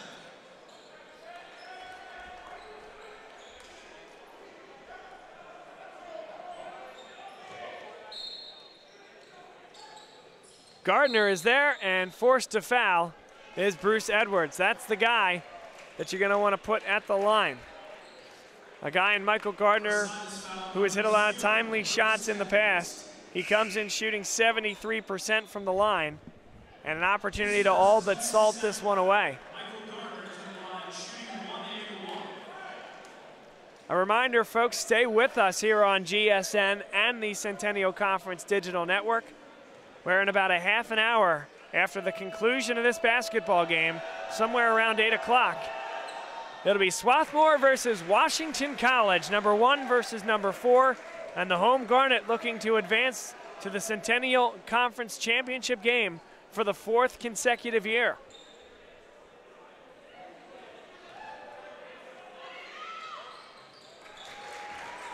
Michael Gardner hits both. It's a 9-point lead. Ryan Hughes gets inside. McTamney got his defender in the air. 3 hits the side of the backboard, brought down by Hughes. Williams, a tough 3. Another rebound by Hughes, and he finishes it over the front rim. 7-point lead for Johns Hopkins, just trying to get it in without turning it over, and Gardner flashes to the ball. 8th team foul on Ursinus. 1-and-1 opportunity for Michael Gardner. Ursinus foul number 0, Bruce Edwards, his 2nd, team's 8th. Michael Gardner to the line. Again, it is the front end, still 42 seconds left. A miss and a quick 3 for Ursinus could change things up. But Johns Hopkins and Gardner so confident at the line. That exaggerated right foot forward as he shoots the foul shots have worked very, very well for him. Again, in no way does that mimic what he does from beyond the arc, but it's something that he's done for a long time, and he's been very successful with it. Take a closer look here. He's going to put that right foot well forward, and the left foot is almost directly behind. And again, 4 for 4 on his last 2 times down at the foul line. 9-point lead. Beretta all the way to the hole, counted in 1. Noah Ralby called for the foul, and an opportunity for Ursinus to cut it to 2 possessions. Pretty calm, collected drive there, absorbed the contact, and then able to adjust in midair. And he finishes it. Well done by Moretta.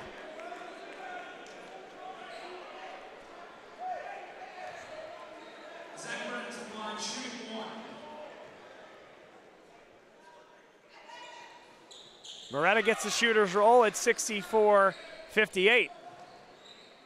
Hopkins will still be in the bonus on this next foul. Don't need to foul right away here. And a quick whistle there from the official. Ursinus was about 2.5 to 3 seconds into a trap. Gardner was just standing there, and the referee called the foul very quickly.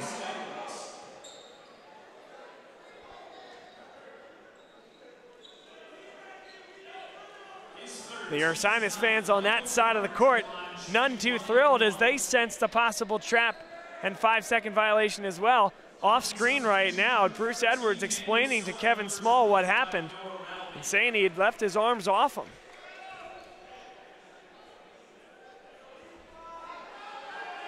Now Gardner again, the front end. Hits that one. Games can be won and lost at the front end. Mentioned that earlier in the telecast. Gardner has hit all 3 of his front ends of the single bonus. That's how you close out a basketball game. Misses the first in this 6-shot sequence from the charity stripe.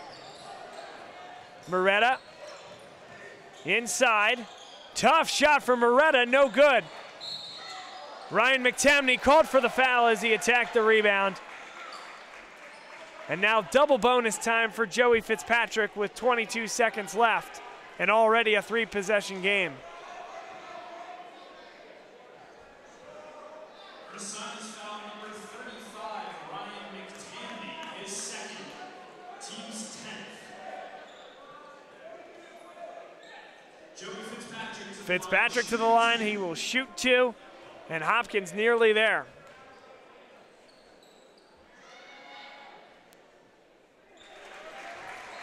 They would improve to 18-8 overall and would advance to their second consecutive Centennial Conference Tournament final. 2 for 2 from the line, 9-point lead.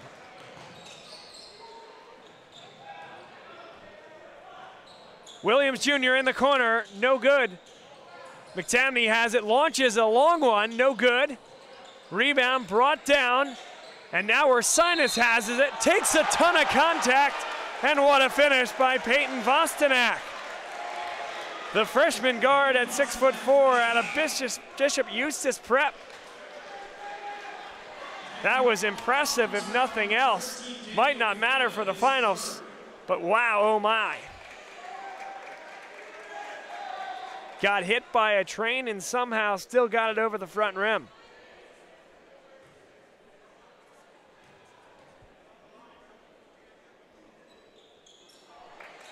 Misses the foul shot. Hopkins doesn't even need to get it over half court.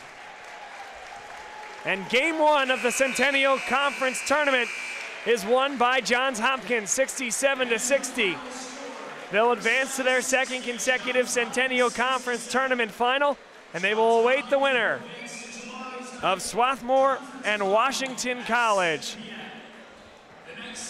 Very balanced effort tonight from the Johns Hopkins Blue Jays. Michael Gardner leads all Blue Jay scorers with 13 points, but that came with 5 shots at the foul line. Harry O'Neal had 12, Braden Johnson with 10, Joey Fitzpatrick with 9. Joey Kern, Daniel Vila both had 6, Noah Rawlby chipped in 9, and Shackney added in 2 for Ursinus. Ryan McTamney paced all scorers with 17, but he was the only one in double figures. The season for Ursinus ends at 15-11 after a 3rd place finish in the Centennial Conference in the regular season. A good job by Kevin Small and this lineup here for the Ursinus Bears, and they have a lot of young talent. They have a lot of guys coming back. Bruce Edwards is only a sophomore. Ryan Hughes, a freshman. The dynamic duo of Shane Stark and Ryan McTamney, both juniors this year. George Gordon is a sophomore. So if you're Kevin Small, you pat your guys on the back for what was a great season, and you get ready for next year. You say goodbye to some great contributors like Eric Williams Jr., who had a phenomenal career. For Johns Hopkins, onward and upward. They're somewhere on the outer fringe of the bubble, but most folks out there would say they need to win tomorrow night to earn the automatic bid to the NCAA tournament. And to do so, they'll have to beat the winner of tonight's game. The home team, the Swarthmore Garnet, #1 overall in the Centennial against Washington College, who won on Tuesday night against Franklin and Marshall in a barn burner all evening long from the eastern shore of Maryland. They're one of the hottest teams in the league. This should be a good one. We'll depart for about 20 minutes and be back. Tip-off expected shortly after 8 o'clock here on GSN and simulcast on the Centennial Conference Digital Network. Once again, Bob Long here on play-by-play. Brandon Hodnett is the producer here this evening. Jacob Brady will join me in just a few minutes as color commentator here for Game 2 of the Centennial Conference Tournament between the Garnet of Swarthmore and the Shoremen of Washington College. We'll be right back.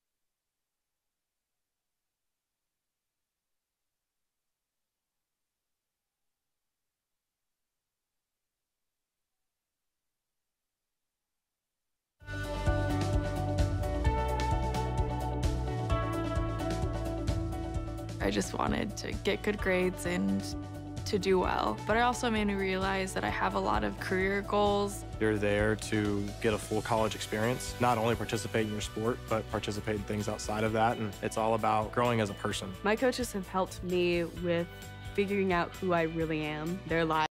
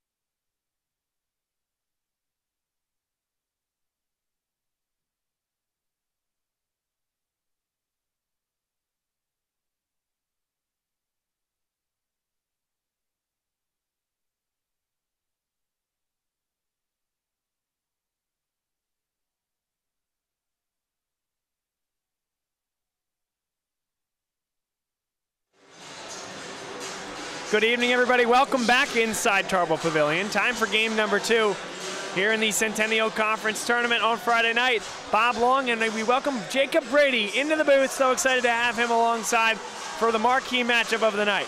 The #1 seed and the host team, the Swarthmore Garnet, taking on Washington College, the Shoremen.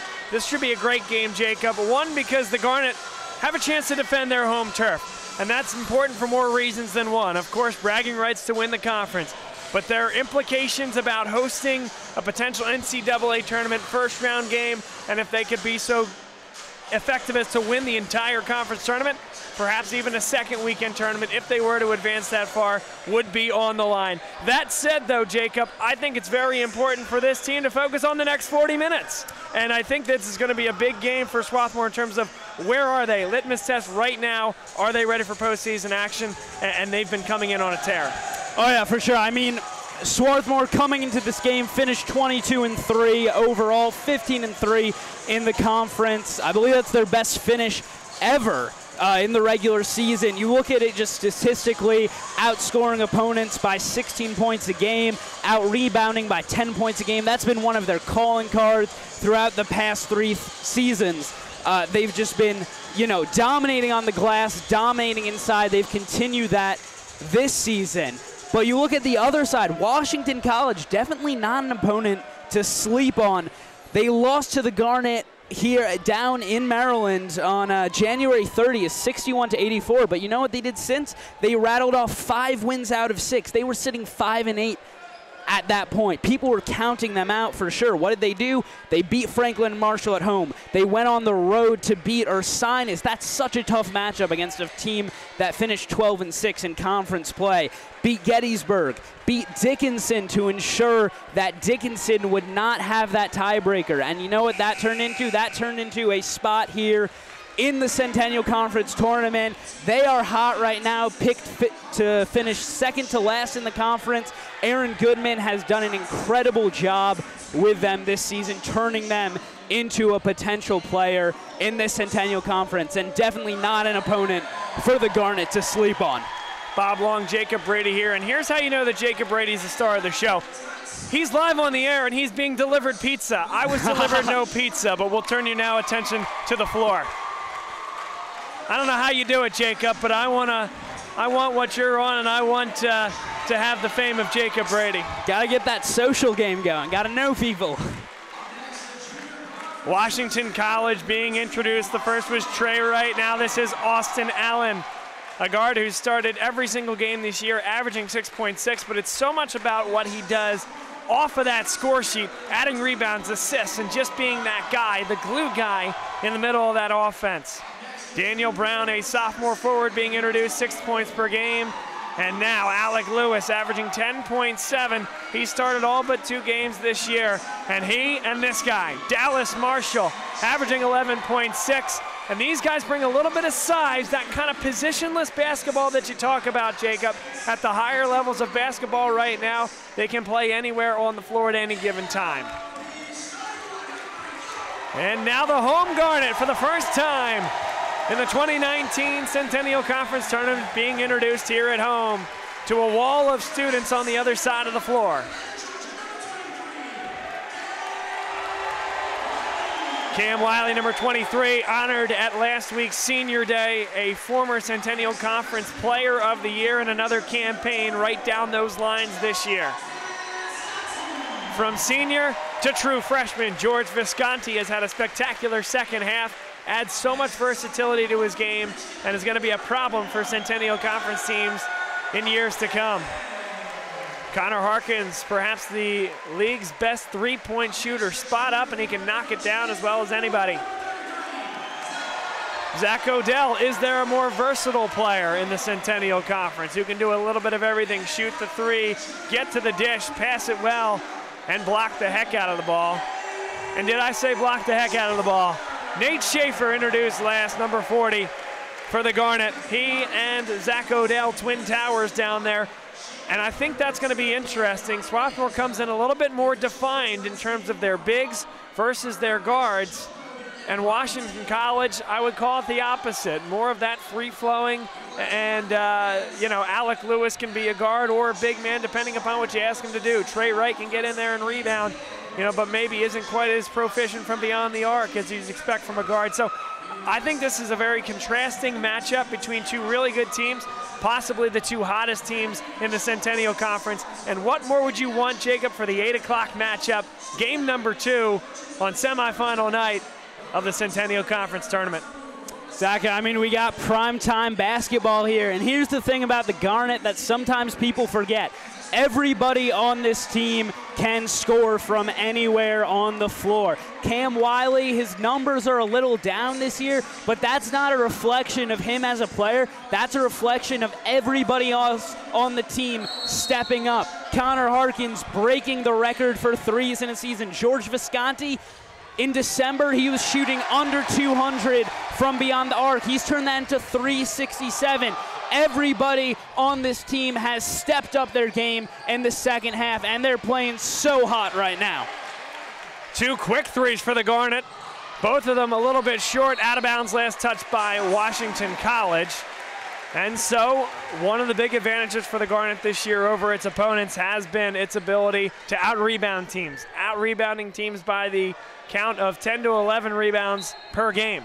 One of the best differentials in any level of college basketball. Wiley for 3, it's good, and that's on the 3rd look of that possession off 2 offensive rebounds, Jacob. Yeah, it doesn't matter if you score it the first time, but they kept the ball down in the offensive end. Doesn't matter how many tries it takes to make it as long as you get it. And a miss there on the other end keeps the momentum in their court. Dallas Marshall a little bit short on that 3-point attempt, 19-15. Early stages of the first half. Schaefer was run through there, nearly turned over, and now indeed so. Will there be a jump ball? And there will be, but great hustle by Dallas Marshall. He was first on the floor on the first 50-50 ball of the game, so Washington College, with the hustle play and on the alternate possession, gains possession. But a good job by Visconti there with the heads-up play, making sure that he snagged that ball before Dallas Marshall could get rid of it and keep it a clean takeaway for the Shoremen. Allen was short. Here comes Wiley the other way. Pretty good transition defense by Washington College. Odell has it now. Fakes the handoff for Harkins. He'll go to work with 14 seconds left. Backs all the way in, and good defense by Marshall. And it's given right back, the active hands from Zach Odell on the back tap. But what a great job there by Dallas Marshall. You don't see Zach Odell cough up the ball very often, and it's a great job by Marshall just standing his ground there and keeping away the shot attempt. Very interesting. The official on the front of your screen right now was coming across to call a travel. He was coming across emphatically, like you see a referee do when he's going to come change a call. But the ensuing official on the other side of the floor who first called the foul overruled that emphatic what would have been a travel call instead. So Swarthmore gets the basketball, and I do think that's the right call. And most importantly, great communication early on here between the referees, which you don't always see. That's a foul there, as number 32, Dallas Marshall, got his hand in on Zach Odell. Tried to wrap up the ball there, but caught a little bit too much arm, little early on the entry pass. And that's his second personal foul. He gets the 2 fouls on successive possessions. He has to sit down 1 minute and 43 seconds into this basketball game. How huge can that be? The team's leading scorer, team's leading minute getter at 29.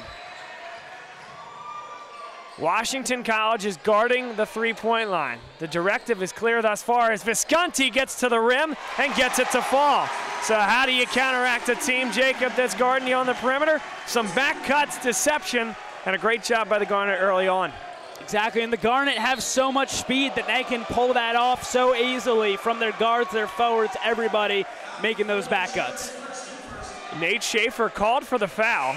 Landry Kosmalski's not going to like that. One, because Trey Wright was out of control as he dove in there, and the strip did look clean. Second thing, the strip was by George Visconti, not by Nate Schaefer. Schaefer, a big, who's going to go up against Logan Bunch all night, who's stripped by Cam Wiley. Numbers for the Garnet. But to finish that point, so Schaefer, you know, if you're going to pick one guy, you don't want your big who's going to be banging all night to pick up a cheapie. Pretty good transition defense for a second time here by Washington College. Visconti there, active hands defensively. We got a good one so far. Very physical inside. Schaefer, good finish with the left. Yeah, you see Schaefer there. He's got a couple inches short on Logan Bunch, but, you know, he just puts his hip into his man and goes strong to the cup. There's a drive inside. Good defense by Schaefer, but a foul is called, and there you go. That's the second foul on Nate Schaefer, just like that. So as I mentioned, Jacob, the could have been call on Visconti on the one end. Now I think a call that, again, Schaefer straight up, and the body, he drove into the body, Alec Lewis did. You can call that, you can let that go, but all of a sudden, Dallas Marshall in foul trouble on Washington's side. Nate Schaefer squarely in foul trouble on Swarthmore's side. Definitely a couple of bad breaks for this Garnet team. We've seen in some recent games that Odell and Schaefer have gotten into some foul trouble. Justin Tucker on the bench, he is listed as a forward, but he can shoot the hell out of the ball. Great job at spacing the floor, and he'll be important in this game, especially as Schaefer and Odell start to rack up the fouls. Alec Lewis hits both, stops the bleeding. It's 7-2 Garnet. Wiley, Harkins, tough three. Short there. He's going to get his own rebound. Good effort by Harkins, and if you're Washington College, unacceptable to let that basketball bounce. Now Harkins, a slip to the cup. Too good off the glass. Great back cut, and it's Zach Odell with a tremendous pass inside.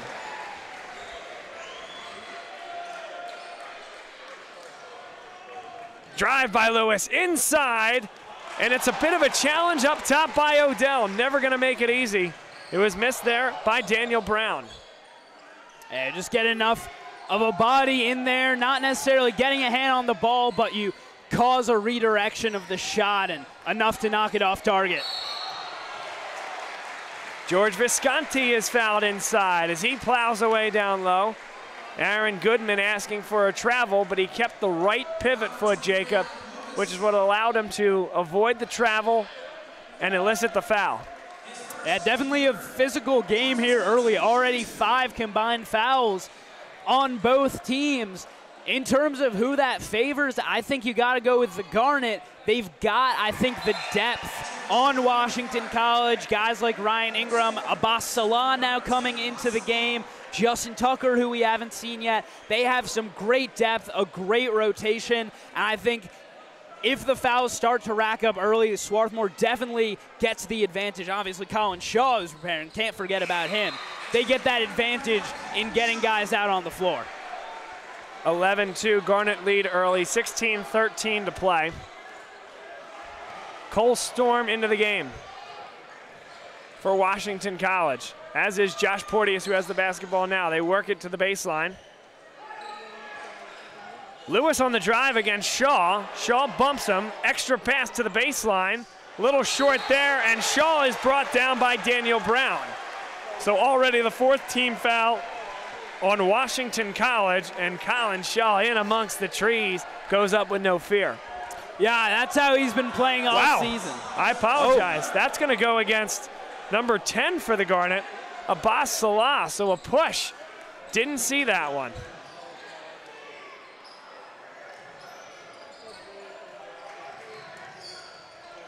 Now Porteous lines it up from deep. Back iron, no. Knocked out of bounds, last touch by Washington College and Austin Allen.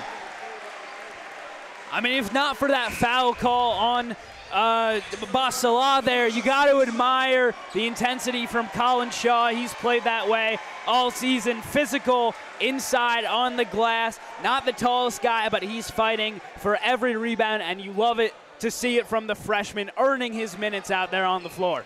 Washington College stays man-to-man as Abbas Salah runs the show for the Garnet. Shaw, the guard, inside. Got his own rebound, is fouled.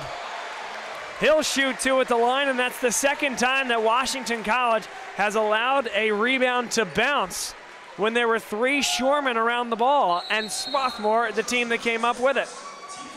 30-second timeout on the floor, and I can understand why. Goodman cannot be happy with that, Jacob. Yeah, I mean, you could see the emphatic response there after the foul was called. If you're playing against a team like the Garnet, especially one that out-rebounds other teams so well, you can't have those mental mistakes that they have there. When you have 3 guys on the ball right around the hoop, you gotta box out and you gotta come down with that ball. You can't give the Garnet the opportunity at second chance points, but that's exactly what Washington has done so far, and I really think Aaron Goodman has got to get his team in order in a sense and calm them down, because you know, definitely the nerves get up when you're playing a team like the Garnet, but they've got to settle down and play clean but physical basketball. Did you see Adam Hertz, the athletic director there on the center of your screen, throwing those pieces of Swarthmore Garnet apparel into the stands? I don't know. He might be a pretty good ultimate Frisbee player with that stroke he had firing them up into the stands, some of them on a line at people's heads. We won't call anybody in on that, but just thought it had to be noted. Colin Shaw hits the first, second one coming.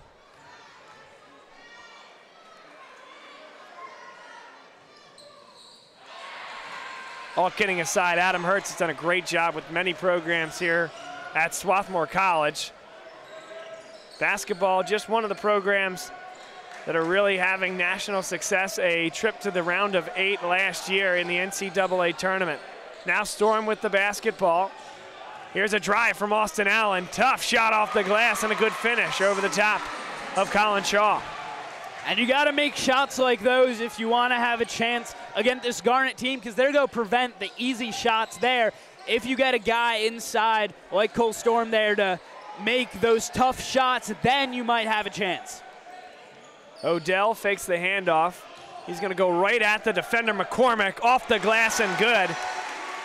And Odell has perfected that craft, Jacob, to the point where it almost looks too easy. If you're going to put a guy smaller on Odell, he'll just back you down. Now McCormick for the answer. Yes! Kevin McCormick hits the 3 and cuts it to 7. Abbas Salah quickly down the floor. Can't finish it, maybe got a little bit out of control. Fight for the rebound, and McCormick is taken down by Shaw. And now the Washington College faithful on their feet. It's a great spin there by Salah to try to slow himself down, rise up for the layup, but as you said, just got a little bit too much of a head of steam, too many bodies underneath the basket there. Maybe a questionable decision as, you know, sort of the point guard in waning. You got to realize going forward that at that point, you know, you slow down, keep the ball outside the arc, and just set up in your half-court offense. Garnet in the man-to-man. Wiley with a steal. Good hands. Hopkins drives, finds an open Tucker on the baseline, lets him fly by, and can't hit it. Trey Wright the other way. Washington College plays with a lot of pace and a lot of intensity. And Wright gets all the way to the 10. Too strong. Boy, he got to the moment of truth and tried to accentuate the contact rather than finishing. Now Wiley, what a finish that was. He's been making plays like that all his career, and yet it still surprises you when you see that kind of a finish from the left side with the right hand going up and just a nice finger roll right into the cup. That time, I believe Abbas Salah. No, it's actually going to be Connor Hopkins. Again, that's the second time I've missed the foul call. And I don't think, I could be wrong, but I don't think it's because my eyes are deceiving me. I saw more contact from Salah on the swipe than from Hopkins on the block. And again, for the second time, Hopkins, a guy that can light it up from 3. You don't want him picking up fouls.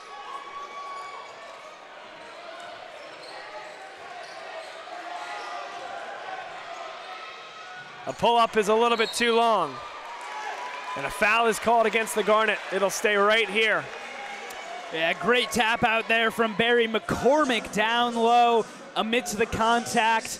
of Visconti and Odell. You sort of sandwiched between them, drew the foul, but got his hand up, knocked that ball out, kept possession for WAC. Another great play with the hands by Cam Wiley. He'll just race everybody down the floor. And it's 18-7. The Garnet have had success, Jacob, on the transition. Yeah, they've prevented team from setting up in their defense. You've got guys that are so quick, especially in Wiley, as we just saw. He can run the floor so well. Give it back to Salah after the block. Yes, sir. Timeout called by Aaron Goodman, and Cam Wiley, reward the little fella, just like you reward the big man when he runs the floor. Yeah, exactly. The little brother almost in a sense there. He's going to be the big brother soon. Wiley in his senior year, but he wants to give that ball to Salah, and he's running the floor so perfectly. Comes right along the baseline for the layup. The crowd loves it, and they're definitely making sure that their team hears it. 20-7, Garnet lead, 12:42 to play.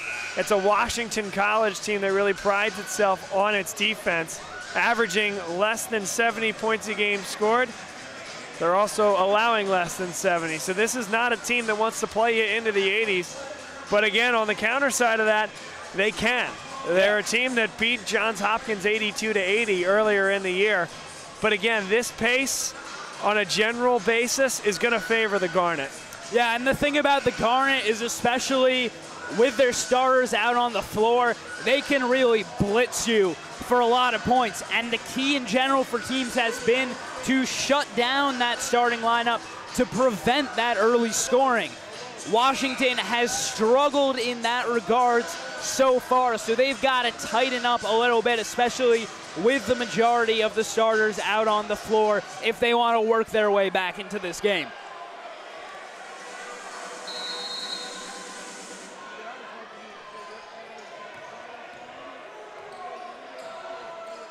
Trey right across the timeline. Washington College in the road maroon uniforms. Pins back at the top of the key. Has a mismatch on Zach Odell. Let's see if he attacks. Instead, a long hoist. Rebound inside by Wash, and it's a big-time block by Zach Odell, and then he takes a charge. How about that? Zach Odell, one of the best defensive plays you'll ever see. And the crowd lets him know about it. Yeah, so smart there. You go for the block, keep it clean, and then you get your feet set. Make sure you take the contact. What great play from Zach Odell right there. You've seen at times in past games, he's been penalized for that with fouls, but that time so clean and gets the charge. Odell too strong, and here comes right the other way. Got to give love to the official as well, by the way, who crow hopped like a shortstop on that charge call. Here's a pull-up at the foul line. Pretty good move. No good off the hands of Rob Goyena. Right for three. Good. Trey Wright cuts it to 10. Yeah, left wide open there on the switch. Visconti was stuck on his man, and no chance for a closeout there. Wide open shot. And drains it. Wiley at the top of the key with 13 to shoot, takes a ball screen.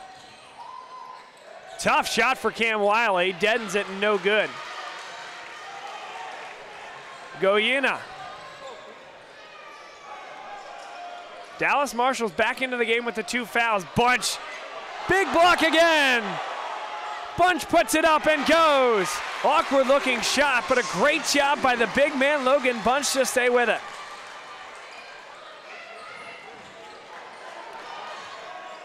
Ingram had a chance to put the 3 up, patient from beyond the arc.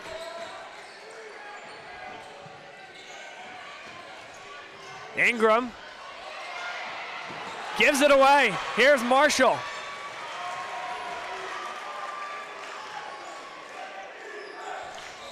Washington College, a 5-0 run.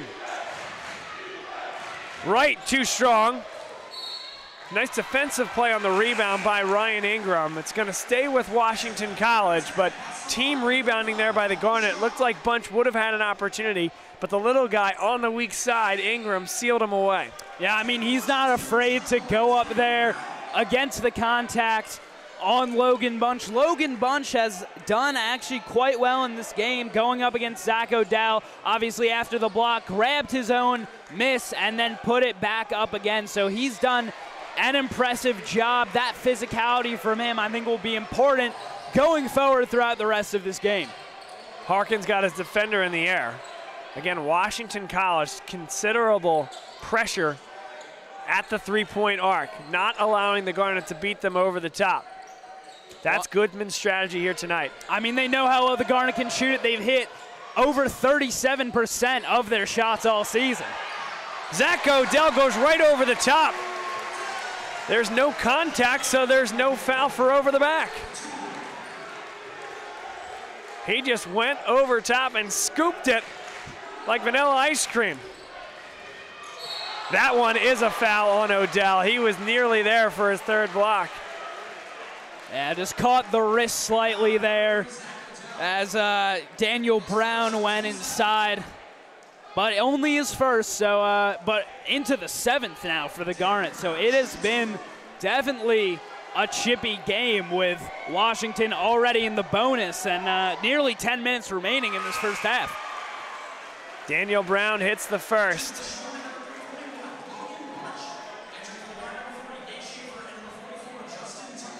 Justin Tucker checks back into the game. It's Schaefer and Tucker, the two bigs.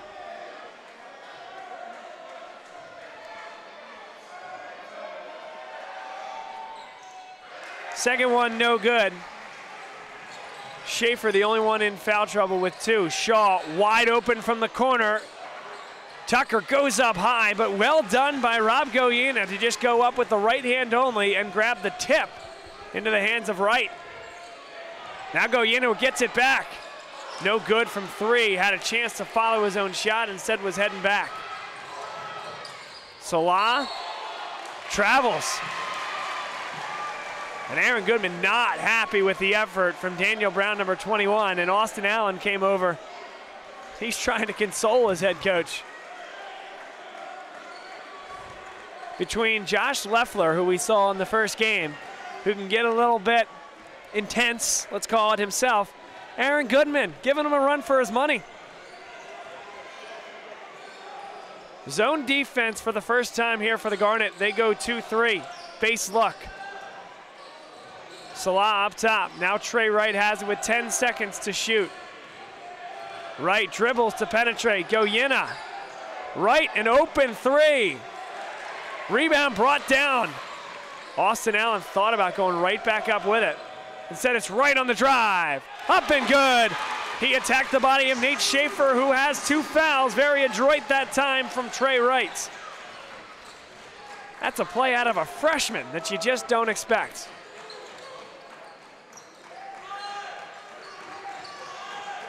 Tucker has it now. Salah on the dribble drive. Great look for Schaefer. Thought he was fouled by Bunch. Schaefer can't believe it as he heads back down the floor. That's huge there from Logan Bunch. Wack definitely has the momentum right now. Add the block in as well on Salah. And they've got a chance now to cut it to 5. Going to the foul line for the front end of the 1-and-1, Abbas Salah has picked up his second personal foul, 8 against the Garnet as a team. It's an 8-2 run for Washington College after Swarthmore blitzed them to go up 20-7. Yeah, I mean, these are the kinds of runs that they've been pulling off all season is the thing. You know, you shouldn't be surprised at this point. No lead is safe against this Washington College team.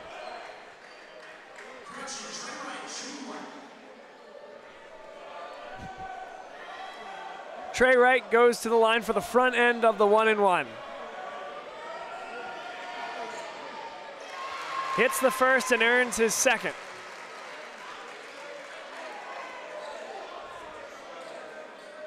Wright takes his time. He's going to milk every moment of this like a home run trot. Why wouldn't you?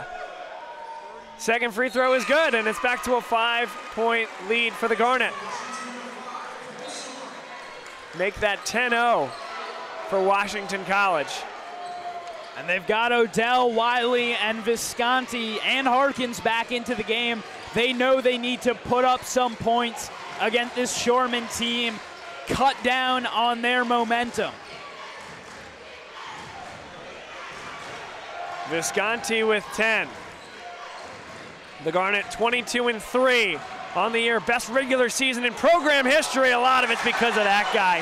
How controlled to stay on that right pivot foot. Let the guy fly by and just lay it in.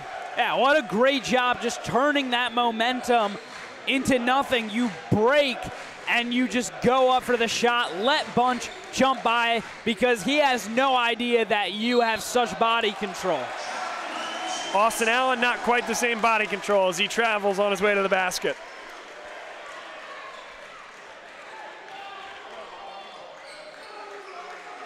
It's going to be a game of runs here, it would appear, Jacob. Washington College, they took the first punch early on. They delivered another blow to cut it back to 5. The Garnet got the last 2. Can they reestablish that double-digit lead that they've had for the vast majority of the game? Ingram has it. Zach Odell. He's plenty patient inside, now goes right at Bunch, and it hangs on the rim and drops. Pulls it back like a magnet through the cylinder. And it's rare that you see the Garnet so stationary on offense there, but when Zach Odell goes to work inside, they're perfectly content just to stand out on the perimeter, set up those potential three-point looks, and let him go to work in the paint. Storm back for Porteous. He can launch the 3, and he's going to do just that. Pretty great defense there by the Garnet of Swarthmore. They'll give up that shot all day long. Now Wiley draws 2 defenders and elects to pull it back. Patience here from the Garnet with 6:13 to play in the first half. The freshman Visconti. Harkins pops open and is hit as he shoots the 3. Cole Storm called for the foul, and when you're that proficient from deep to the tune of over 40% with the volume he's taken, you're gonna have guys lunging at you and opens you up for opportunities like that. Storm commits the foul. Yeah, early on in the season, he wasn't drawing those quite as much. I think people might have forgotten just how good of a three-point shooter he was, but they're remembering now, that's for sure. I talked in the first game about Michael Gardner, who has that exaggerated free throw where he puts the right leg in front of the left and the left leg directly behind. Look at that side dribble, the shades of Rip Hamilton on the Detroit Pistons. And of course of the University of Connecticut, the Huskies. And it works for Harkins. He's had an amazing year overall and a great year at the line. Came in shooting 87%. He's sort of taken on the role that Zach Yanda used to have on this team. Yanda played more of a slashing role, but he's got that same great outside shooting at even a higher volume than Yanda had. Great from the free throw line as well. You need those good shooters on your team to spread around the big men and the ball handlers like Wiley, and Harkins fills that role perfectly. A game of runs indeed. 7-0 run for the Garnet and a turnover as Alec Lewis slid the pivot foot. It's definitely not what Washington needed right there when a team goes on a run like the Garnet have and like they've proven capable of doing all season. You've got to stop them. You've got to avoid making those mental mistakes there, like shuffling the feet, sliding the pivot foot as Allen did. That's just, if you're trying to beat the Garnet, especially in the postseason, that's just a mistake you can't make. George Visconti has it pulled away for a moment. Odell with a handoff for Wiley. Not a lot going on this possession. Wiley a long 3 and an offensive rebound. They'll reset. Patience here again from the Garnet. Harkins for 3, in and out. And the tip and rebound by Shaw. How good is that? Wiley hoists again. Another offensive rebound by Shaw.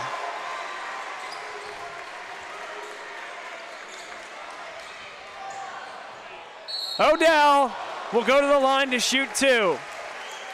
And that is a possession that's defined the type of season that the Garnet has had so far. Almost exactly like the first possession of the game. You shoot the three, you miss, you get it back. You keep doing that over and over again.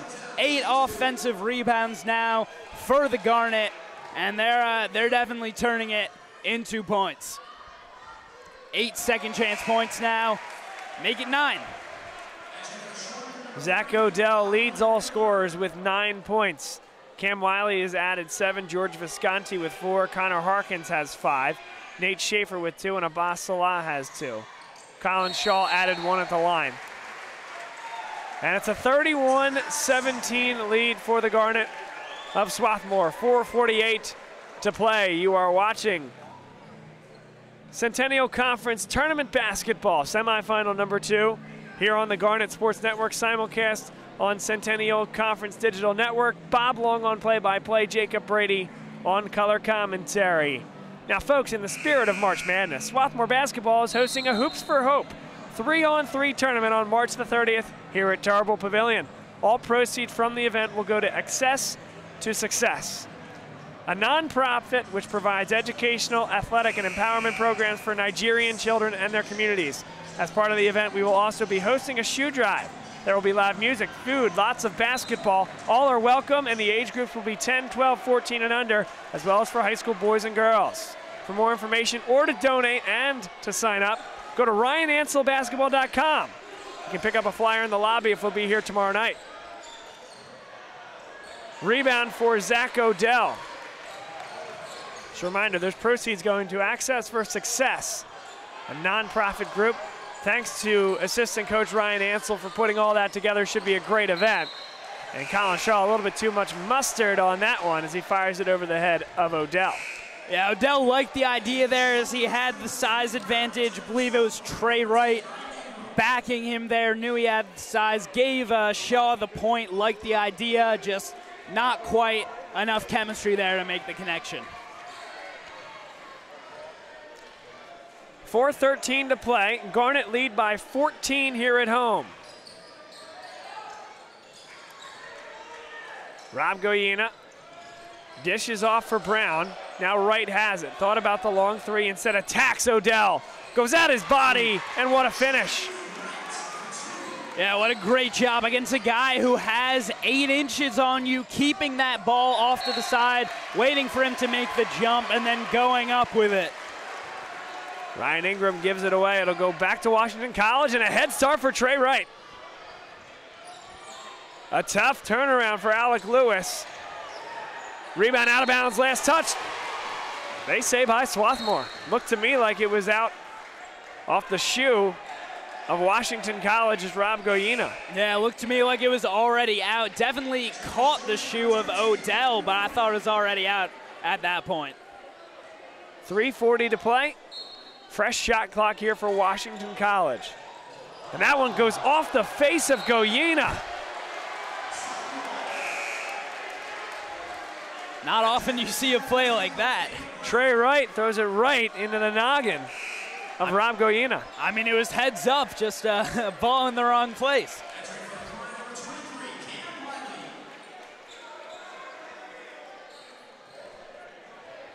(31-19). Garnet are going to slow this one down. Final 4 minutes of the first half.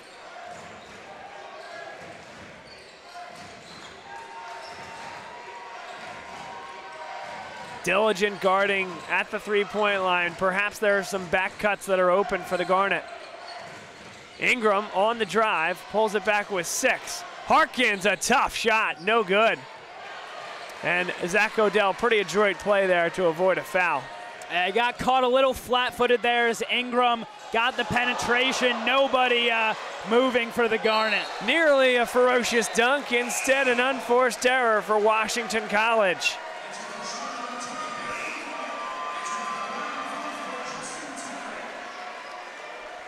So Washington, if you're a Shoreman fan, you're saying defensively, we're getting a lot of stops here in the last 3 minutes, but what they can't get is scores. Give the Garnet team credit defensively as well. It's been 2 games of pretty good defense here tonight. Visconti spins inside, and what a finish. Boy, it almost looks like he's out of control, but then right at the end, he's able to pull up, keep that composure, and he's very good finishing with the left hand. Exactly. Rare you see that from a freshman, that kind of body control, but Visconti's been bringing it all season. Out of bounds. Last touch by the Garnet. Again, another one that was a 50-50 ball. Brown certainly had his hand on it, but out of bounds, last touch by the Garnet, says the referee. I think was calling it off the head of maybe Odell there. Perhaps so. Now right on the wing. Right to the basket. Goyena. High off the backboard, or off the rim, no good, I should say. And now Wiley the other way. Yeah, couldn't handle the initial pass, allowed Odell to get the closeout there and force a tougher shot than it would have been. Cam Wiley a little bit frustrated, visibly so, as he dropped that off to Tucker, and Tucker couldn't quite handle it. Back to Washington College again.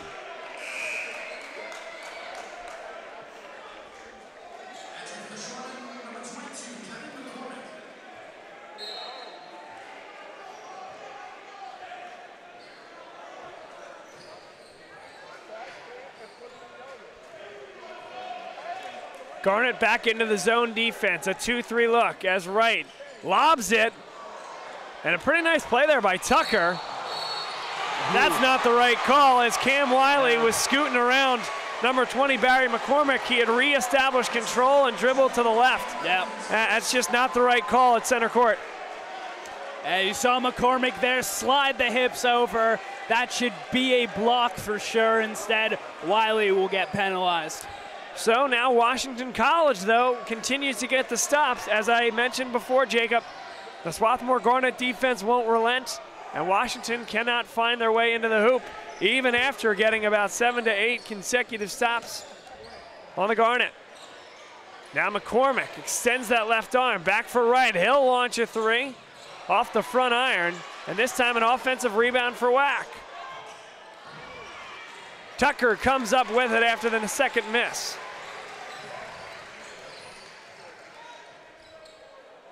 Swarthmore going to slow this one down.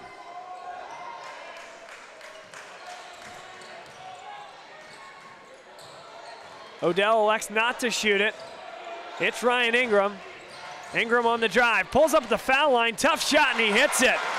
Pretty good defense there by Kevin McCormick, but Ryan Ingram just too good.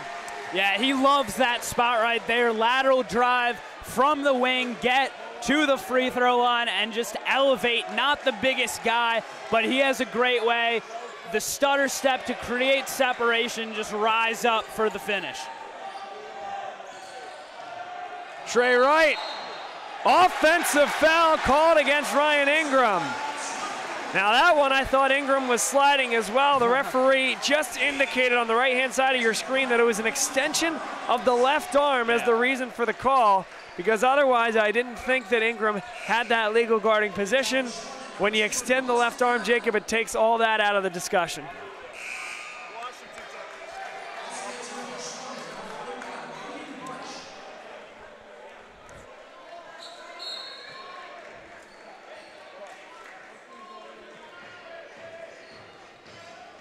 So how do you run this possession, Jacob, if you're Landry Kosmowski? Do you take this clock down?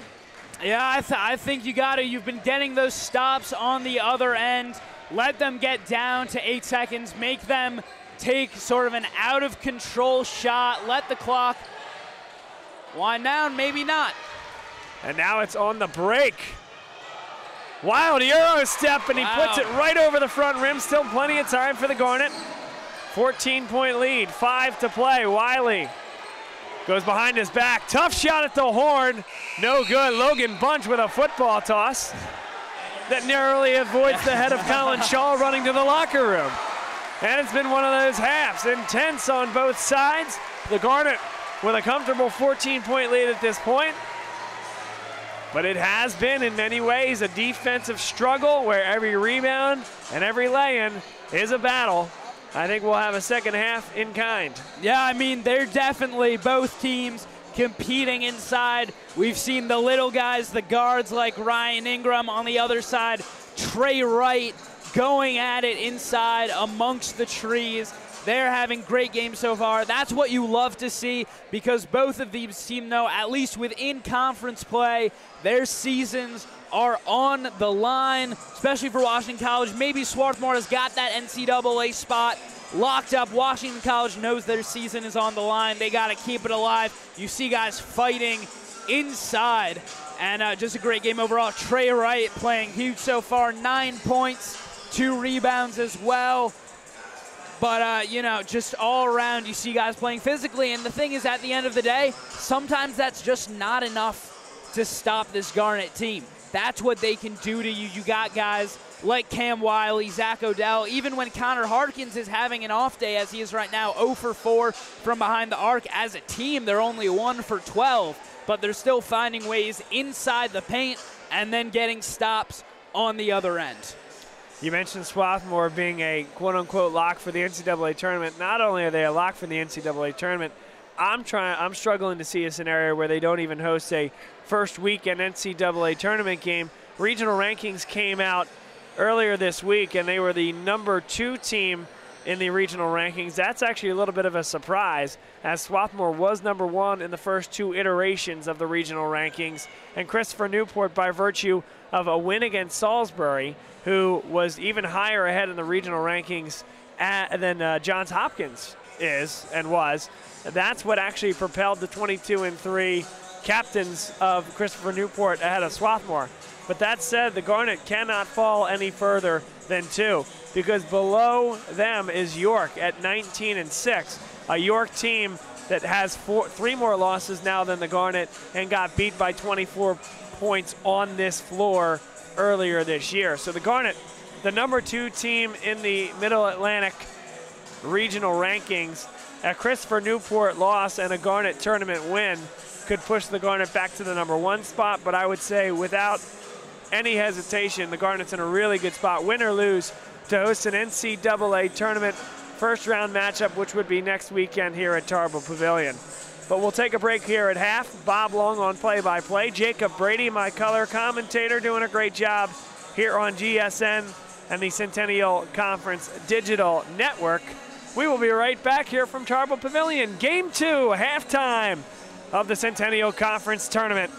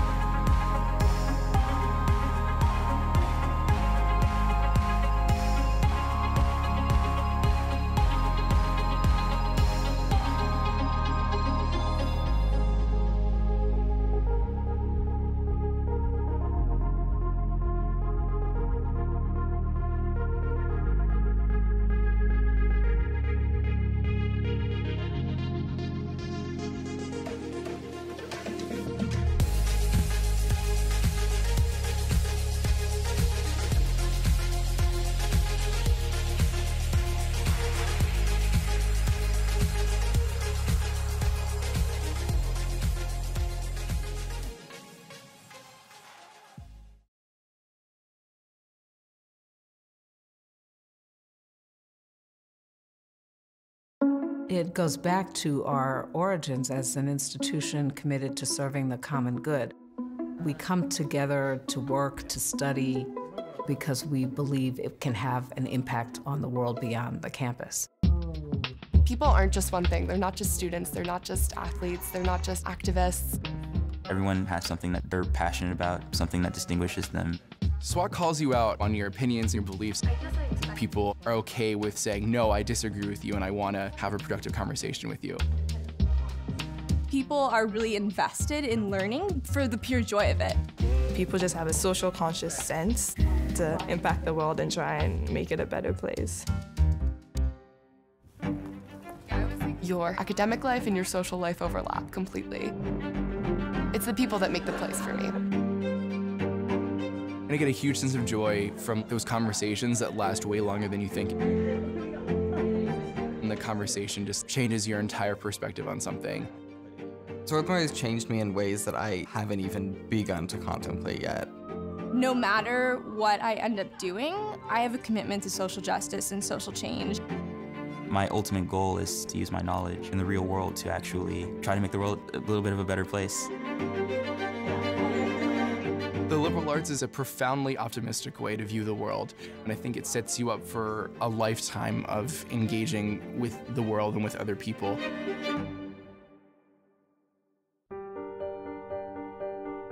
Whether they are humanists or scientists or social scientists, Swarthmore students believe in bringing the full power of their intellect and the passion of their spirit to contribute to the larger society.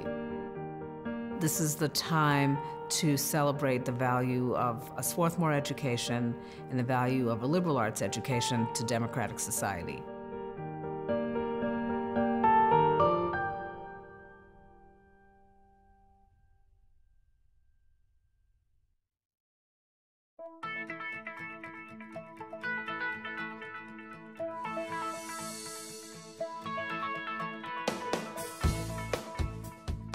When you're in college, you kind of find out who you are. And throughout your 4 years, you develop yourself with all the different experiences, which leads into dedicating yourself to your community, to your family. So when you're a senior, you're coming out a well-rounded person.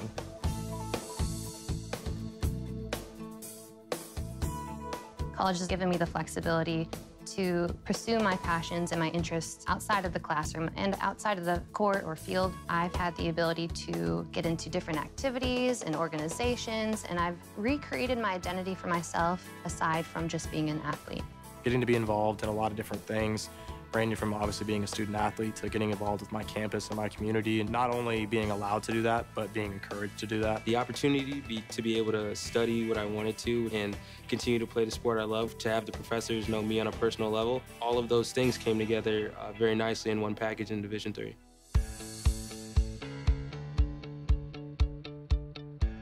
Being a part of the different activities and organizations that I've been a part of, I'm actually able to see myself where I'm like, hey, I actually can make a change. I'm one person that can make a difference. It really helps you develop thinking from other people's perspectives and looking at problems from outside the box. Division III has helped me to develop teamwork skills, critical thinking skills, time management skills. I've definitely learned how to really be myself. I found out, yes, I am actually a good leader, and yes, I can actually put myself forward because I am good enough. I can do it.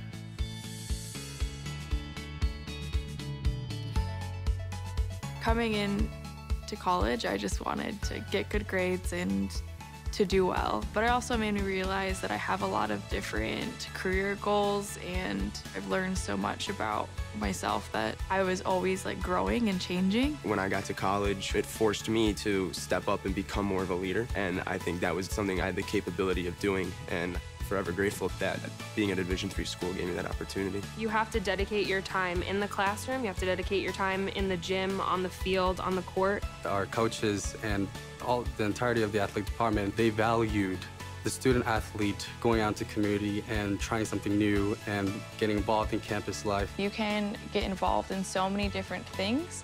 So the possibilities are truly limitless for what you can do with your college experience. You can kind of make it your own in the Division III setting. So I would encourage people who want to have flexibility to pursue different interests and passions to go D3.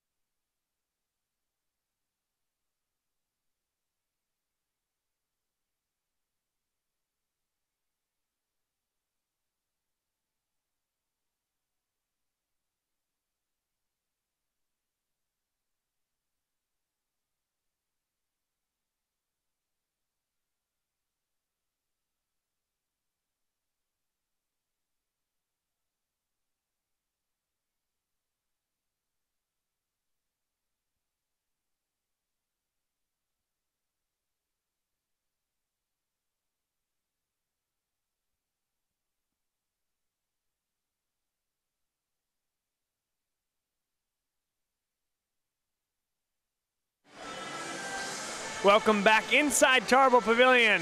About ready for the beginning of the second half here on GSN and simulcast on the Centennial Conference Digital Network. Bob Long, play-by-play, Jacob Brady on color commentary. We look inside the huddle now for Landry Kosmalski and the Garnet. Jacob, a team that was very effective in the first half, defensively only allowing the 21 points. Now I think if you're the Garnet, you look for Washington College to perhaps take a few more chances, could open themselves up defensively. Are they going to allow in this first 5 minutes Washington to start to crawl back, or can they continue to put their foot down? Yeah, I mean, if you look at the underlying stats, they're not necessarily huge in favor of the Garnet. They've been out-rebounded by Washington in this first half, 23-20. Out-rebounded on the offensive glass, 12-8. That's something you never see from this Garnet team. That may well be the first time all season they've been out-rebounded by that much in a half.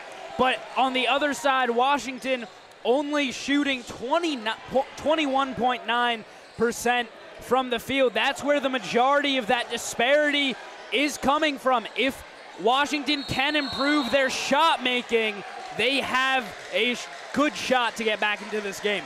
Nate Schaefer doing a ton of work, just couldn't finish.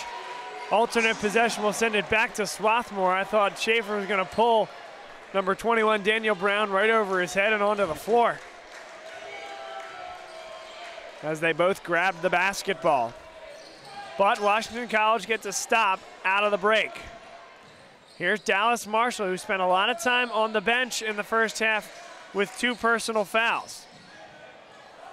Nearly a travel, a turnaround well short from Lewis. Marshall losses out of bounds.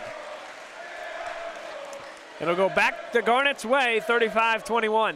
Yeah, Marshall definitely unhappy with himself there. Chance to come out of the locker room, get a stop on one end, admittedly with the jump ball, come back on the other end, put a basket in, but obviously losing out there on the second chance as Marshall can't corral it.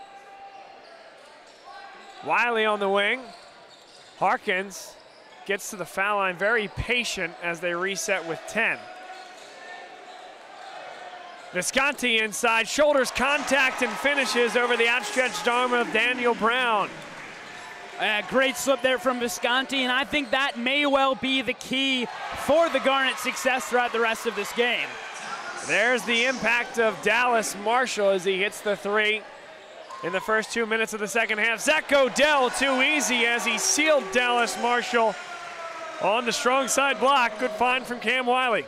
Yeah, what is normally a very good outside shooting team, 1 of 12 from beyond the arc, only 43% from the field, which is below their normal totals. But when you got guys, you see the couple early baskets down around the cup, those might be the key. Connor Hopkins for 3. He elicited the steal on one end and hit the wide open tray on the other, imploring the Swarthmore faithful to get on their feet as Aaron Goodman calls a timeout. An 18-point lead for the Garnet, and that's the type of start to the second half that you're looking for. Yeah, I should say, or it's entirely possible that they'll find their outside shot. One of the great things about Connor Hopkins is that he is never afraid to shoot the ball. Started off this game 0 for 4. He has sometimes throughout the season when he's gone cold for an extended stretch, but he is never afraid to shoot it. And what that turns into is a huge basket right there. You go on a 7-3 run to start off the half. You force WAC to call another timeout, and you can see that they're on the back foot, wanted to come out of the locker room with momentum, and already less than 2 minutes into this half, they already need to take a chance to regroup. Folks, in the spirit of March Madness, Swarthmore basketball is hosting a Hoops for Hope 3-on-3 tournament on March 30th right here at Tarbell Pavilion. All proceeds from the event will go to Access for Success, a nonprofit which provides educational, athletic, and empowerment programs for Nigerian children and their communities. As part of the event, we will also be hosting a shoe drive. The we there is RyanAnsellBasketball.com. There will be live music, food, and lots of basketball. All are welcome. The age groups 10, 12, 14, and under, as well as high school for boys and girls. That's RyanAnsellBasketball.com to find more.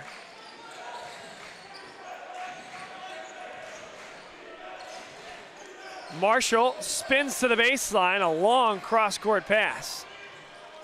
Josh Porteous for three, it's good, and that's a big answer from Josh Porteous and Washington College. That's great ball movement right there. Porteous passes it into the block, shuffles over once he sees that his defender is slipping off of him. Wide open look. Connor Hopkins 2 for 2 in his last two, and you do not want to let him get going. That's a nice way to answer down there. Once Hopkins finds his confidence, he is unstoppable. Porteous will try it again from deep. Dallas Marshall at the elbow. A drive on Wiley, got past him and drew the foul on the senior Cam Wiley.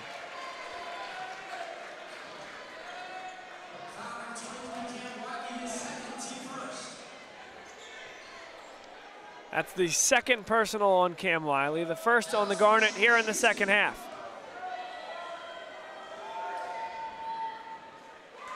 Marshall hits the first free throw.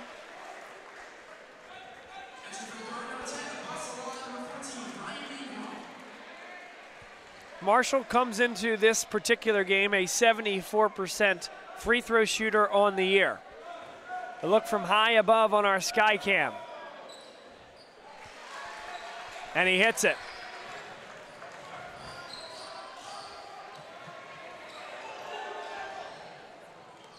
This time they close out pretty well on Hopkins.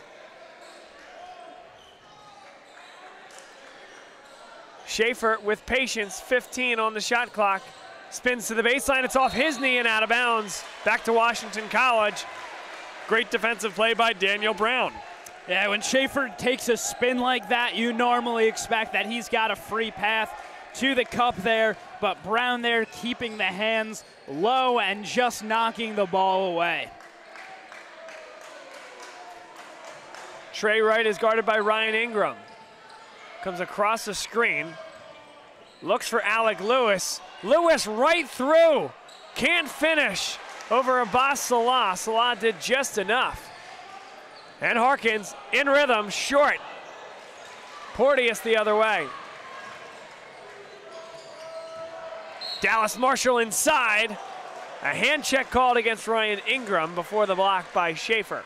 Ingram getting pretty cleanly beat around the outside right there, forced to just put the hand in, and Wright gets the foul in the process. First personal against Ryan Ingram, the second against the Garnet here in the second half. Alec Lewis, a tough shot off a screen, it rolls home. Well done by Alec Lewis, and it's back to a 14-point lead for the Garnet. That is the way we started here in the second half. Wiley at the foul line, back iron, no, rebound brought down by Brown. I think a big couple of possessions here for Washington College. They're still hanging at this point. Next couple minutes will determine a lot. A foul is called, and that will stay here. It'll be Abbas Salah called for the personal foul on the loose ball. That's the third against Abbas Salah, third against the Garnet in the second half. Yeah, you got a couple guys sitting on multiple fouls now. Wiley with 2, Schaefer with 2. He had to take a seat only a couple minutes into the first half. He'll take a seat now. And then Salah on 3. They'll definitely have to watch those guys as those foul numbers start to tick up. Washington College in the road maroon uniforms with the black Washington in script across the chest. Brown blocked by Zach Odell. Add another one to the tally.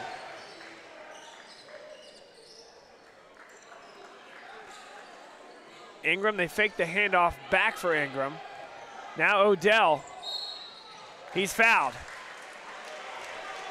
Comes with 15 on the shot clock, 15:28 on the game clock. That's the first team foul against Washington College here in the second half. The first to Daniel Brown. Brown clearly unhappy with the call there, shaking his head, but it looked like he knocked Odell on the forearm or the hand there as he tried to get the pass into the corner to, I believe, Colin Shaw. Wiley is whacked across the face, and that's not called a foul. Odell with 8 to shoot. Visconti is open. Odell gets it back.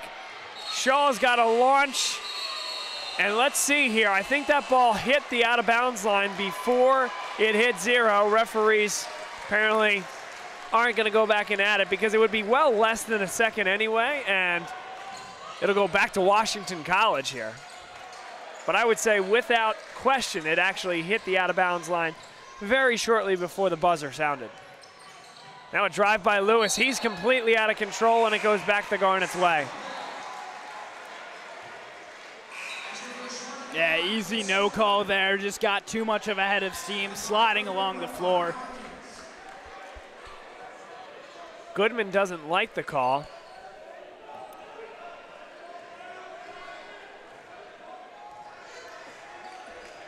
(45-31), and once again, both teams kind of in an offensive rut. 3-4 possessions without a bucket on either side. Now a grab on the backside. That goes against Josh Porteous as he grabs Colin Shaw, who was on a back cut and would have been open inside. But as we've talked about, this has been a game of runs and ruts, and that's where they're at right now. You know, it basically stands exactly where it did when this half started. Both teams have put 10 on the board in about 5 minutes. Zach Odell doesn't finish. That goes off the leg. I thought it was off the leg of Connor Harkins, and again, a tough angle for that referee, but there is a referee on the wing here, and I think that should be Shoreman basketball. Yeah, it looked to me that way as well. Another favorable call for the Garnet. I mean, there have been a couple of calls that could go either way in this game, that's for sure. Odell, again, doesn't make contact, just grabs it, so not over the back. Shaw, great move to allow the flyby. Such good use of the jump stop for the freshman Shaw. And I've just been so impressed by the way these freshmen have played. The two guards in Shaw and Visconti. Again, body control that you do not expect to see out of somebody quite that young, but they have stepped into such huge roles, especially with the pressure on them. There are huge expectations in playing on this Garnet team, and they have for sure lived up to them. Nickel dimer as Colin Shaw gets hit for the grab, his first, team's fourth. Again, the Garnet really racking up the personals early. I believe Washington got into the bonus, the 9:37 mark of the first half. Don't quote me on that number exactly, but somewhere around there. So that's definitely a point of concern, along with the close rebounding margin. Now tied, actually, at 26 apiece. Dallas Marshall fades away and hits it. Had to put that one high to get it over the outstretched arm of Zach Odell. For the Garnet, you mentioned the foul trouble. Abbas Salah has 3, Nate Schaefer 2, Cam Wiley 1. The other 6 guys that have gotten time all have 1 personal foul.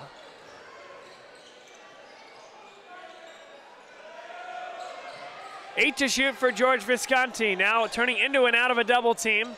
Ingram comes to the elbow. Halfway down, gets the rebound on the tap out. Nate Schaefer called for a charge.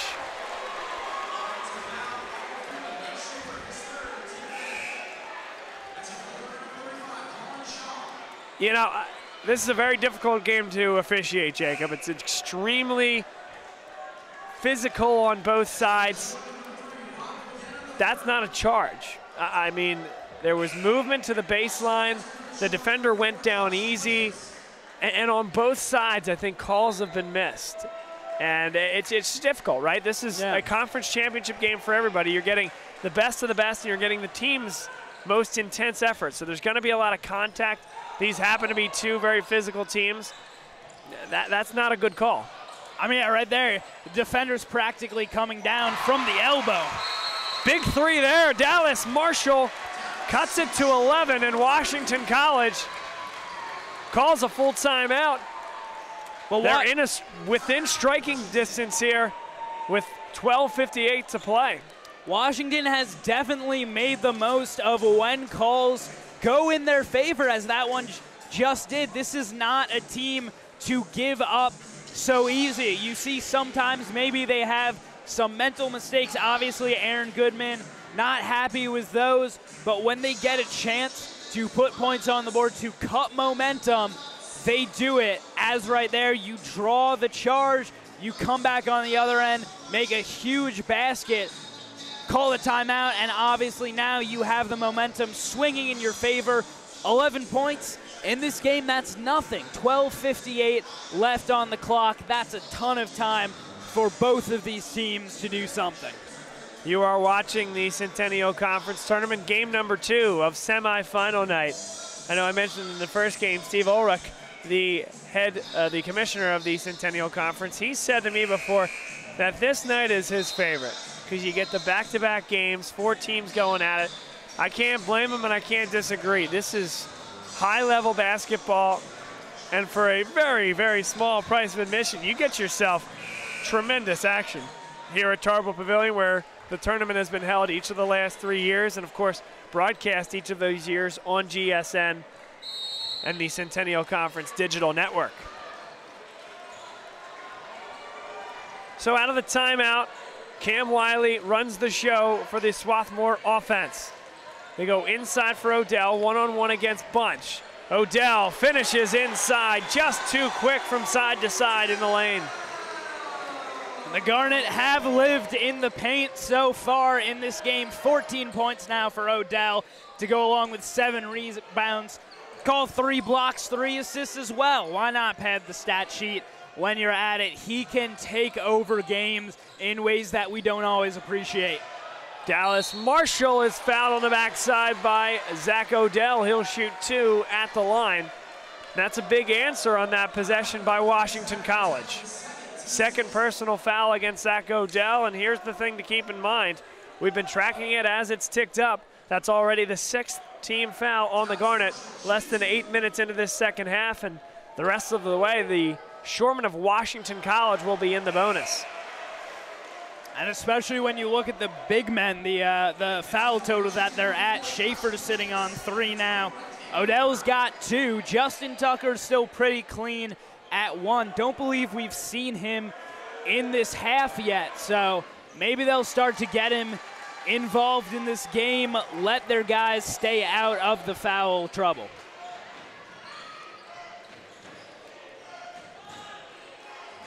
Ingram, top of the key. Wiley pulls it back, and they'll reset with 16 on the shot clock. Ferocious defense here by the Shoremen, who trail by 12. Odell on the catch, a strong catch at that. Gets the defender in the air and finishes. Exquisite from the big man, Zach Odell. And what a great job again keeping the feet set. I thought he might have moved there, but referee obviously with the better angle not calling it. What a job from Odell. Wiley perhaps a little bit of a hoist after that turnover by Washington College. Don't need to play at this pace if you're the Garnet. Zach Odell, an unbelievable block. Wiley, a skip pass. Hopkins for 3, good. And there's a momentum shift for you. Garnet lead by 17. You get Connor Harkins open on the wing there. Oh my, he knocks those down so easy. Started off the game 0 for 4 from the field. He's gone, or 0 for 4 from beyond the arc. He's gone 3 for 5 since. Give him 14 points. Big game for the sophomore. Dallas Marshall trying to answer. A tough shot. Zach Odell is called for the foul. A push against Daniel Brown, and that's the right call. Odell never turned to look at the basketball. A little bit of a shove, and he's going to pick up his 3rd personal. As they say in football, can't play the man, got to play the ball. And he's into 3 fouls now, so both him and Schaefer, the 2 starting Twin Towers, in some foul trouble. Schaefer back out on the floor, and still a lot of basketball left to be played. You mentioned Justin Tucker earlier on in terms of coming in and spelling these guys minutes. Hasn't seen time even though Schaefer and Odell are in foul trouble. I think there's some reason to that. I don't think that's sort of idiosyncratic. Tucker is a very, very good player and learning, but Odell and Schaefer are so physical with the way they play the game. Not that Tucker can't be, but he just hasn't shown it to that same level, and you wouldn't expect of it out of a freshman big man, kind of like offensive linemen at the college level in football. A little bit longer to develop. As Schaefer, it's out of bounds, last touch by Schaefer, and it goes to Washington College. So I do think we'll see some Tucker, but the way Washington College plays, I think you're going to let your bigs run and try to increase this lead with your seasoned veteran guys out there on the floor on the block. Yeah, I mean, for sure, they're demanding the contact. They relish it, and that's how they expect the Garnet to play. That's how they're playing on the offensive end, so you got to play to that.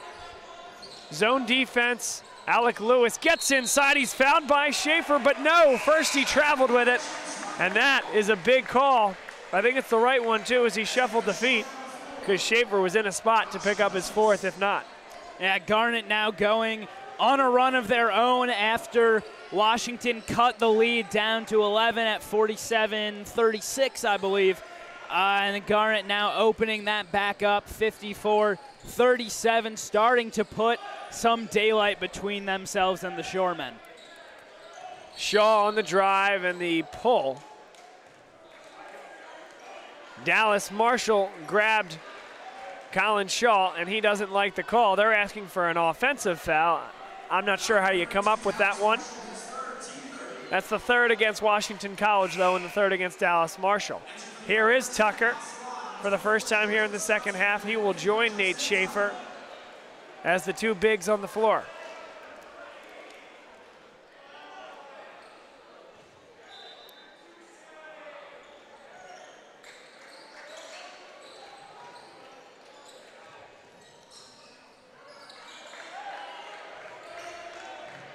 Schaefer at the elbow, Patience 10 to shoot.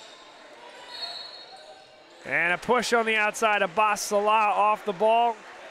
Was hit by Josh Porteous, and that's the fourth team foul now against the Shoremen. Third against Porteous.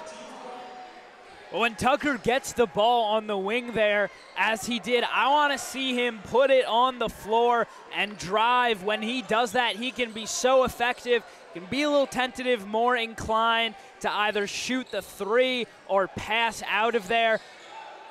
I think he just doesn't realize how effective he can be when driving to the inside. It'll stay here with the Garnet. Good hands in the passing lane by Porteous. 10 seconds on the shot clock for the Garnet. They lead by 17 here at home. Semifinal number 2 of the Centennial Conference Tournament here on GSN. Bob Long, Jacob Brady, Visconti. And that's a kick ball called against number 23, Alec Lewis. Pretty good defense here, though, by Washington College. Unfortunate for the Shoremen as the shot clock now resets to 20. Yeah, Visconti there just trying to pass it out. Obviously good defense by Alec Lewis, shutting down the passing lanes. Unfortunately for him, tough break that he had to use the foot in the process. Nate Schaefer glides across the lane. Good finish by the big man.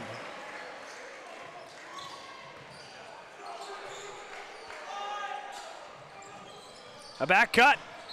Lewis never had the ball, and Ryan Ingram nearly made a miraculous save.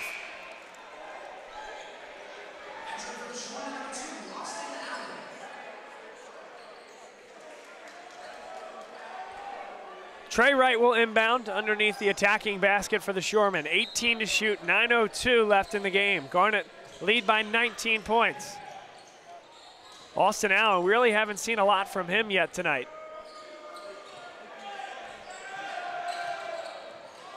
Porteous. A back cut by Allen. Inside they go. Too strong from Daniel Brown. And again, it wasn't a bad back cut. It wasn't a bad pass inside. Nothing was really in sync, though, there for the Shoremen. Now the Garnet can take a little bit of time off the clock. Ingram, the floater, didn't get enough arc on that one. Trey Wright the other way, no numbers. Porteous. Allen goes baseline. He's fouled by Justin Tucker. A hand check and a clear one on the baseline, right in front of the referee. Tucker's second, team's 8th. Austin Allen, the 68% foul shooter, will shoot 1 and 1. Some unforced errors from the Garnet, especially on these fouls. That's how you end up with 8 minutes remaining in a half. Justin Tucker there got beat around the edge. Sometimes you either just let that go through when you have what was a 19 or 20-point lead, 19-point lead, excuse me. When you have it there, maybe you just let him go through, stay out of fouls when you've already got Schaefer and Odell with 3, or you trust that you've got other defenders there who can maybe slide over, make the switch, and shut down that drive. Hits both at the line, 17-point lead for the Garnet, 8:12 to play.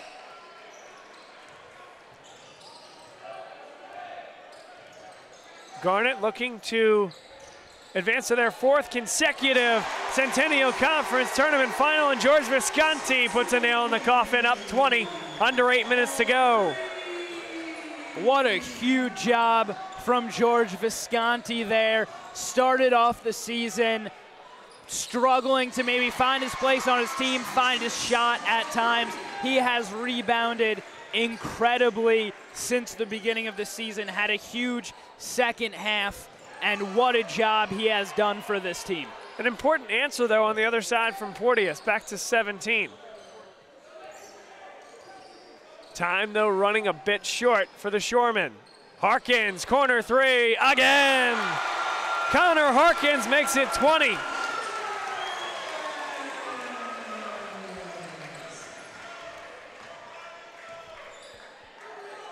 Give the Garnet credit. It hasn't always come easy offensively here this evening, but the defense has put them in a spot where a shot like that can just about put Washington College out of this one. Ingram somehow finds Harkins after the big block from Zach Odell.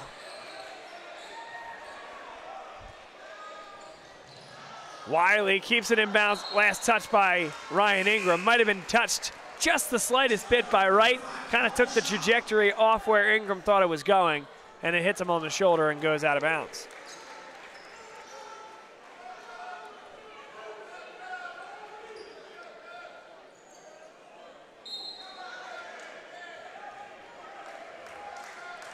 Final 6:45. Washington College 13-12 on the year, 9-9. Got in on a 3-way tiebreaker. Hosted a conference tournament game, beat Franklin and Marshall. Now Wiley off the steal, he's fouled. Josh Porteous commits the foul, and they wave off the would-be shot. So that foul comes on the floor, only the 5th against the Shoremen. And that's the 4th against Josh Porteous.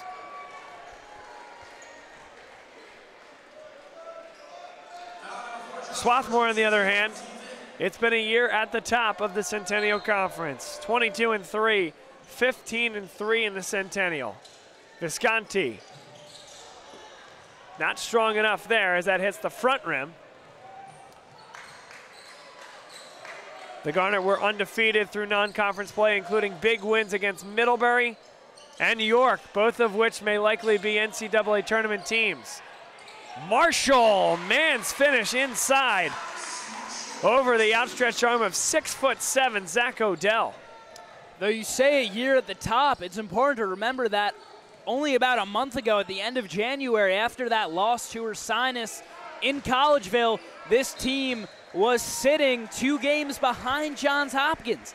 And Hopkins, really, everything was in their hands at that point, ultimately lost or dropped 3 games compared to the Garnet. They won out after that loss. I believe it was 7 straight to finish out that season, whereas Hopkins dropped a few games, including one against Washington College, but they find themselves back tomorrow night already with their ticket punched to the final. Well, it is very interesting, Jacob, in that the Swarthmore team's 3 losses, 2 of them came in succession. So they went on a 4-0 run in terms of winning that many games. Then they won 10 straight.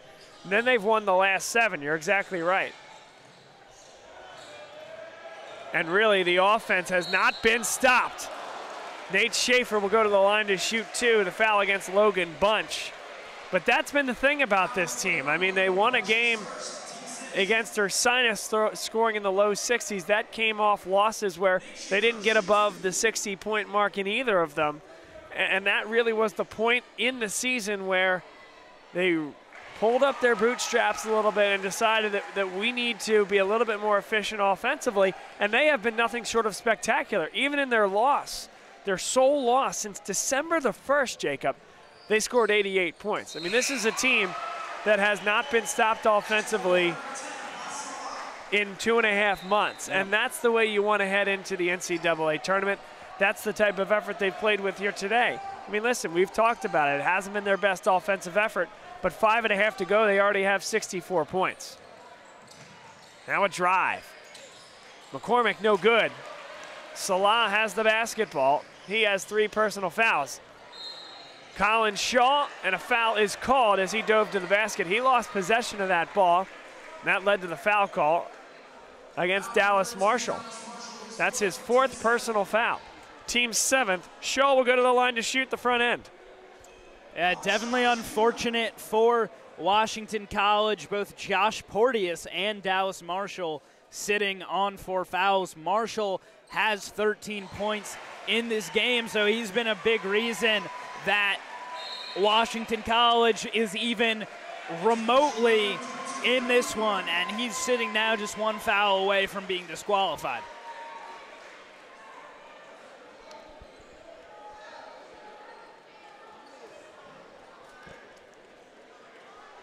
Colin Shaw, here's his 2nd at the line. Hits them both.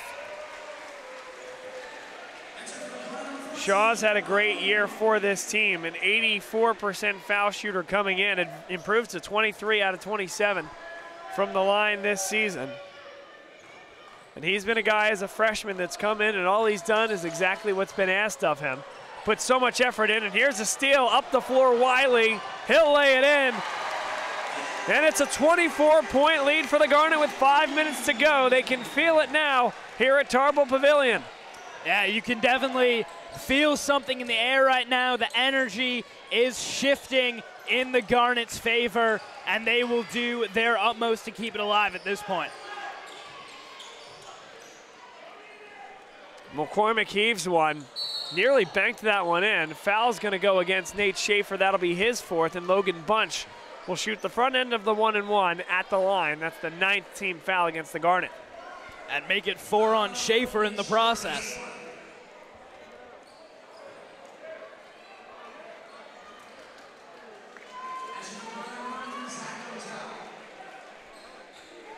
Yeah, the rebounding and the foul trouble on the bigs, those have been a couple noticeable points in recent games.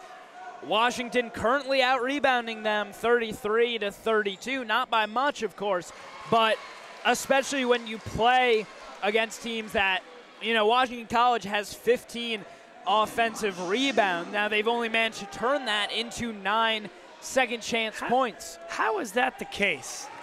I just, not saying I know we're reading it from the same thing. How is that the case? Swarthmore shooting 46%, Washington College 27%, and Washington only has 3 more offensive rebounds than the Garnet. How can they possibly be out rebounding the Garnet? I guess there's 17 turnovers to Swarthmore's 11, so that starts to explain it. Just kind of math, you know, I'm trying to figure out how that happens. As Logan Bunch throws one in there. The big man at 6'9", a good mid-range game. You would just think naturally, though, getting that many defensive rebounds on a team that's shooting 26% versus if you're the Garnet shooting 46. I mean, I don't know. We can do the function later. Figure out the exacts of it. But, I mean, Washington, they've been playing great defense, that's for sure. Zach Odell is fouled by Logan Bunch. Drove right at the outside hip of Bunch.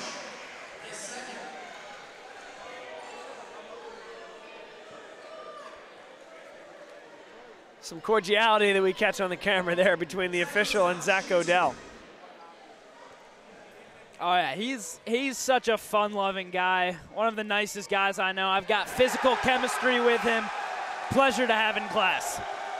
and great on the basketball court as well. Knows his chemistry, knows his basketball, that's for sure.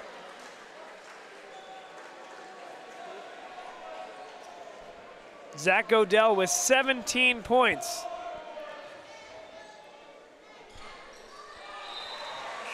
Make that 18 for Zach Godell.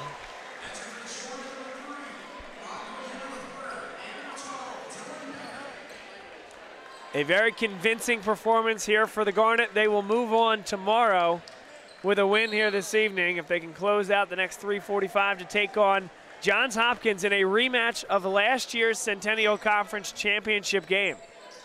We'll both be here for it. It should be a great basketball game. Number 1 versus number 2. How else would you draw it up? There's a 3 from the corner for Derek Carter, the sophomore. Only averages 2.4 points per game, but rises up and hits one there. Visconti answers with nothing but nylon. Great screen there, frees up Visconti perfectly.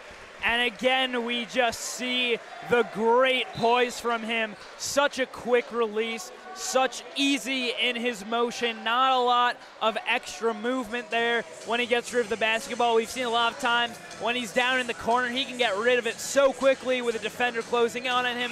That time, he's got tons of time, but it just looks so nice when it leaves his hand. This is the Centennial Conference Tournament semifinal night, the conclusion of game number 2 as the host, Swarthmore Garnet, playing the 8 o'clock time slot. You can certainly understand that. Give folks an opportunity to get down to Lower Delaware County here at the height of rush hour. No, thank you. Push it back to 8, pack the joint, and this has been a great atmosphere for college basketball. Well on their way to winning this one, Salah with a steal. Salah, back for Shaw. And the Garnet will slow things up. Shaw is fouled by Kevin McCormick.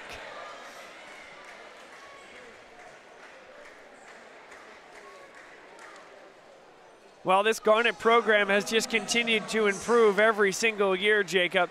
In the 2016-2017 season, they were 23-6 overall, 14-4 in the conference, and went to the round of 32 in the NCAA tournament. As Alec White comes into the game, Jared Groff as well, fan favorites. Just what a job Coach Kosmalski has done for this team. Played 4 big years down at Davidson College. D1 came up here to Swarthmore. I believe he's in his 6th season now, maybe 7. Trying to remember exactly, but just consistently every year this team has gotten better and better, just churning out wins after wins. That's what he's done for this program, and he has got one of the probably the deepest, most complete roster that he's ever had in his time here. As I was saying, 23-6, that 16-17 year, round of 32 in the tournament. Last year, 25-6, 15-3 in the conference. That was a program best at that time, and they went all the way to the round of 8, game that was hosted here at Swarthmore.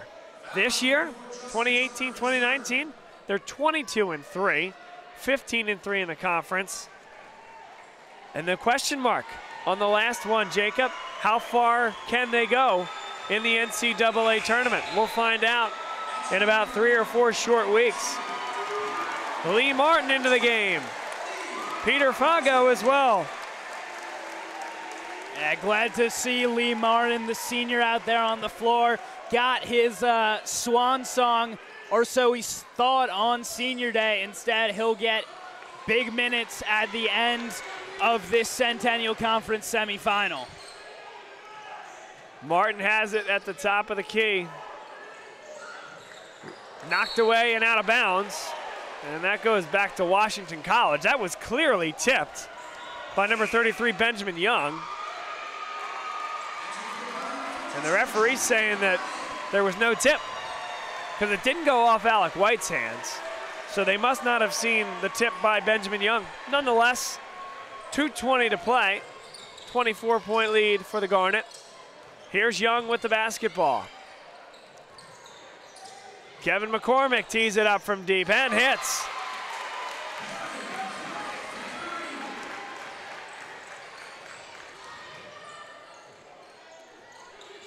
Martin working the instructions, Julian Levin. White has it with 15 on the shot clock. Fago. Graf launches the three.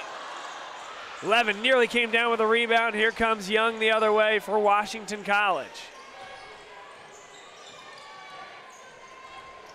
A drive inside, good finish by Dylan Becker. Fago gets inside. He's blocked ferociously by Benjamin Young. No good on the three. Levin keeps it in bounds.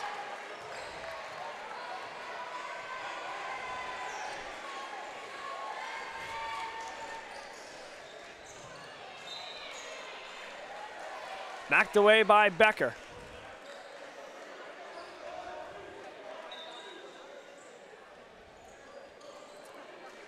Final minute of play here from an old-fashioned doubleheader at Tarbell Pavilion. Martin gets inside, puts it up, no good. Levin pulled away from him as he tried to go up on the follow. Skip pass, here's the three from the corner, it's good. 2 for 2 is Derek Carter. And it's a 16-point game with 40 seconds left. Glad to see that Washington continues to fight to the very end, putting up threes there. Cut it from 22 down to 16. Only 40 seconds left. This looks like Garnet. I'm pretty sure, I don't know, we've seen some. I appreciate you building the suspense here on the Centennial Conference Digital Network. We've seen some fantastic things out of WAC this year. They went from, they were preseason, second to last in the conference, turned that into a 4th place finish. I don't know. Maybe we'll see some miracles out of them. And a big hand for Kevin McCormick, the senior forward for Washington College. A classy move by Aaron Goodman to call that timeout to get the sub and allow the Washington College faithful to give Kevin McCormick their best, as this is his first Centennial Conference Tournament game. It's the first Centennial Conference Tournament bucket for Jared Graf as well. Here's a long three, no good. Inside the rebound, McCormick. The three, no good. Levin brings it down. And the Swarthmore Garnet are going back to the Centennial Conference Tournament Final for the 4th consecutive year. They'll take on Johns Hopkins tomorrow night at 7:00 p.m. right here from Tarbell Pavilion. It'll be a rematch of the 2018 Centennial Conference Final. It's 1 versus 2. It's exactly what you'd expect and what you'd want as a fan of Centennial Conference basketball. And what a game that 2018 conference final was. We saw a defensive battle here, a slugfest of sorts between two heavyweights on this court. Ultimately, Hopkins walked away with a win. They took a win in similar fashion down in Baltimore earlier in the season. Took a last-second putback to win it for them, but when they did on home court, though, Garnet walked away. I believe it was 73-55, the win over Hopkins. These have been, over the last 5 or so years, really the last 3 especially, the 2 top teams in the conference battling it out every season, and that's what you love to see whenever they play each other. It's chippy, it's intense, it's great basketball. The Garnet win this one 77-59 behind 18 from Connor Harkins, 14 from George Visconti, another 18 from Zach Odell. Great effort from these Garnet players here today. They defend home court. They take down a scrappy Washington College team that Jacob came here with expectations of shocking the world, because that's what they've done all season long. Nobody picked them to go to the playoffs this year. Better yet, no one expected them to host a playoff game, which is exactly what happened on Tuesday. Give Aaron Goodman and those Shoreman players a lot of credit. But now Garnet, if you're a Garnet faithful, you have an opportunity to return to this home venue once again and see the Swarthmore Garnet team take on their arch rival right now, Johns Hopkins, a team that has played 5 times. This will be the 6th time in the last 2 years. And again, it'll be the 2nd consecutive time in this final, on this court, and a revenge opportunity for the Swarthmore Garnet. I can't wait. It's going to be a great time, and I hope that everyone out there comes back and joins me, Bob Long, Jacob Brady, here on Color Commentary. Just set your DVR, folks. 7 o'clock tip tomorrow night. Don't be late. It doesn't get better than this in Division III basketball. So for Jacob, I'm Bob saying so long here from Tarbell Pavilion. We're going to go get some sleep because we're going to be back at this tomorrow night. We'll see everybody then.